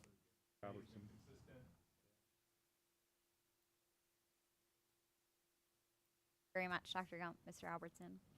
I just wanted to share an update really on our next slide, so if you'd advance that, Mr. Ryan, and especially timely with how we started our meeting today, but just let you know that we, again, really prioritize safety in the district and want to thank our local law enforcement agencies for their partnership with you, and just describe some of our initiatives there. So you all recently approved Bruce Densberger to be our new school security officer. We're very excited for him to start. He officially begins with the district on Monday, but he does go through a national school resource officers training first. So he will be at that training all of next week, and then will be on site with us that following week. But he officially becomes a Danville employee next week, and we're excited. And we've created an orientation schedule for him so he can learn our buildings and our procedures and things like that. Also, would want to just share with board members and the community that we've been working throughout this school year to develop a more formal partnership with our county sheriff's department. So I'd just like to give a huge shout out to Sheriff McKenna and his sheriff's deputies, who have just done an excellent job of being very visible in our schools and just as just community members who want to be giving and supportive and partnership. They frequently come to our schools. Students know them, staff know them. They walk the halls, they do security checks. I would say almost all of our buildings see them on a weekly basis. Like, that's been the level of commitment they've had, which I'm just super thankful for. I spoke with Sheriff McKenna very early this morning as our day, got started kind of surprisingly early today. And he and his deputies were on site at the middle school immediately, and he said, I'll do anything to help. And they patrolled all of our buildings today multiple times. And so just very thankful. But would want to name in terms of a partnership that I have approached our county commissioners and shared a possible contract with them, where we could essentially pay for a certain number of hours for a county sheriff to be in partnership with the district and be on district grounds. We're offering a rate that is higher than a sheriff's deputy's hourly cost to them, so it could be a win in terms of more partnership with the sheriff's department, but also financially rewarding for our county in making some money, and still kind of get us at a very similar price that we're already paying for a school police officer. So although we have, Officer Densberger starting with us, it doesn't hurt to just continue those partnerships. So I'll stop there for a minute and just, is there anyone who has any questions specifically about Sheriff's Department and our work with county commissioners? I also would just like to name that I just recently had kind of a meeting with Brindy Morden, who leads Borough Council, or as the Borough Council manager, as well as Chief Swank, to just talk about how we can continue to have good relationships with the Danville Borough Police and increase our communication and make that work. And would certainly like to thank Chief Swank and his team for their work in the middle of the night and early this morning on that particular situation. Congratulations to Chief Swank. As many in the community know, he will be retiring this summer, so we will certainly be looking to have a positive working relationship with the new borough. Also just would want the board to know and the community to know that we work very closely with Ed Birkland, who's our Montour County Emergency Management officer. He does a wonderful job of coordinating efforts. So we have meetings about things like what would it look like if we had to go to a reunification site. Since obviously we can't share those plans publicly, but the public should know that we have very detailed plans for how something like that would work. And I have an upcoming meeting next week with Ed and the chiefs of all of our local police departments, because it is that time the state requires that you every few years have an updated MOU with all local law enforcement. So it's time for us to be doing that. So I will be bringing those to the board, but I'll be having a meeting with them next week so we could talk through what that could look like and to make sure we have ongoing positive relationships. With how our town is laid out, there are just multiple municipalities to be working with, so we try to stay in great working relationship with Mahoning Township, with Riverside, with the Sheriff's Department, with the state police, and with the borough police. Make sure I don't understand, the MOU that we're currently working on is with the county sheriff's department, correct?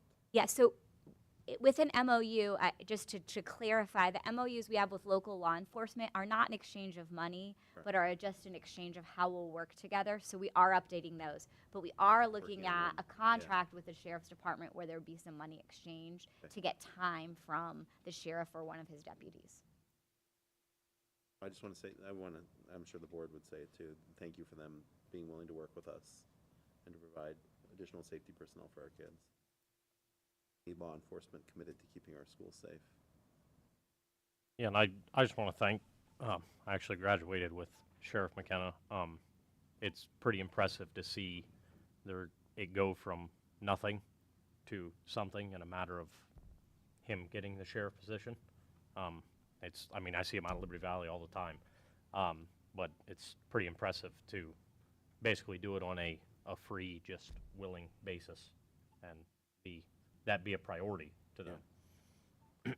Yeah, Sheriff McKenna literally graciously has said, please give my cell phone number to every administrator. I want them to be able to just call me directly. We were literally speaking at like 6 a.m. today, and he was not at all bothered to get a call from the school district and was like, when do you need me there? Like, I will get in the car now. And that's just so appreciated. Hope we can have that relationship with all the law enforcement entities in this area. And I know I'd said something to you, Dr. Need, about the, like the active shooter drills. I know it was brought up to you from external sources. Yes, Has so that been- I was going to say, so that's something we actually work on with Ed Birkland and will be part of our agenda for next week. So we sort of follow the county gets protocol for how frequently those happen for law enforcement agencies. So last year we did have, they were allowed to use Liberty Valley. We had some school personnel there, but it was a day that like kids were not in the building. So I routinely meet with Ed, and we would follow anything that they'd be interested in doing in terms of that. And certainly he's wonderful to work with, so can't say enough things about him as well. And would just like to shout out in that process, like when we meet as a county, there are representation from our local firehouses as well. And so just like kudos to all of those people who volunteer in those positions who are just deeply committed to supporting the work that we're doing in Danville and keeping us safe too. So they're not listed there, and I apologize for that. They are certainly extremely supportive to our safety as well. The final thing that I have is just to share some personnel updates that you'll see for approval at the April meeting. So you will see our fall coach list up for approval. We have interviews tomorrow evening for our open principal position, and there's our selection committee for that process. We have interviews tomorrow for a data services manager on Jeff's technology team, and there's the selection committee. Those interviews are being held tomorrow afternoon. We had paraprofessional interviews held yesterday, and we have custodian interviews being held tomorrow as well. So there, depending on how those interviews go, there may be candidates presented to you next week. I have shared those interview dates and resumes and those things with the board. And that takes us to board concerns. Are there any board concerns and items for the next meeting agenda? I'd just like to point out that if the admin team is going to bring snacks, that they should bring enough for everybody. Is that the board concern? I think that's a good concern. I think We need a rotating nerds- snack schedule, like. I think Mrs. Marshall teaches in Head Start that sharing is caring. Maybe they were absent that day. Not quite sure. We are going to adjourn to Sam, I thought you could go over an tackle. executive session, but if there is no public comment, which I'm guessing no, everybody else is free to go. Remember, snacks for next meeting would be greatly appreciated. Have a good night.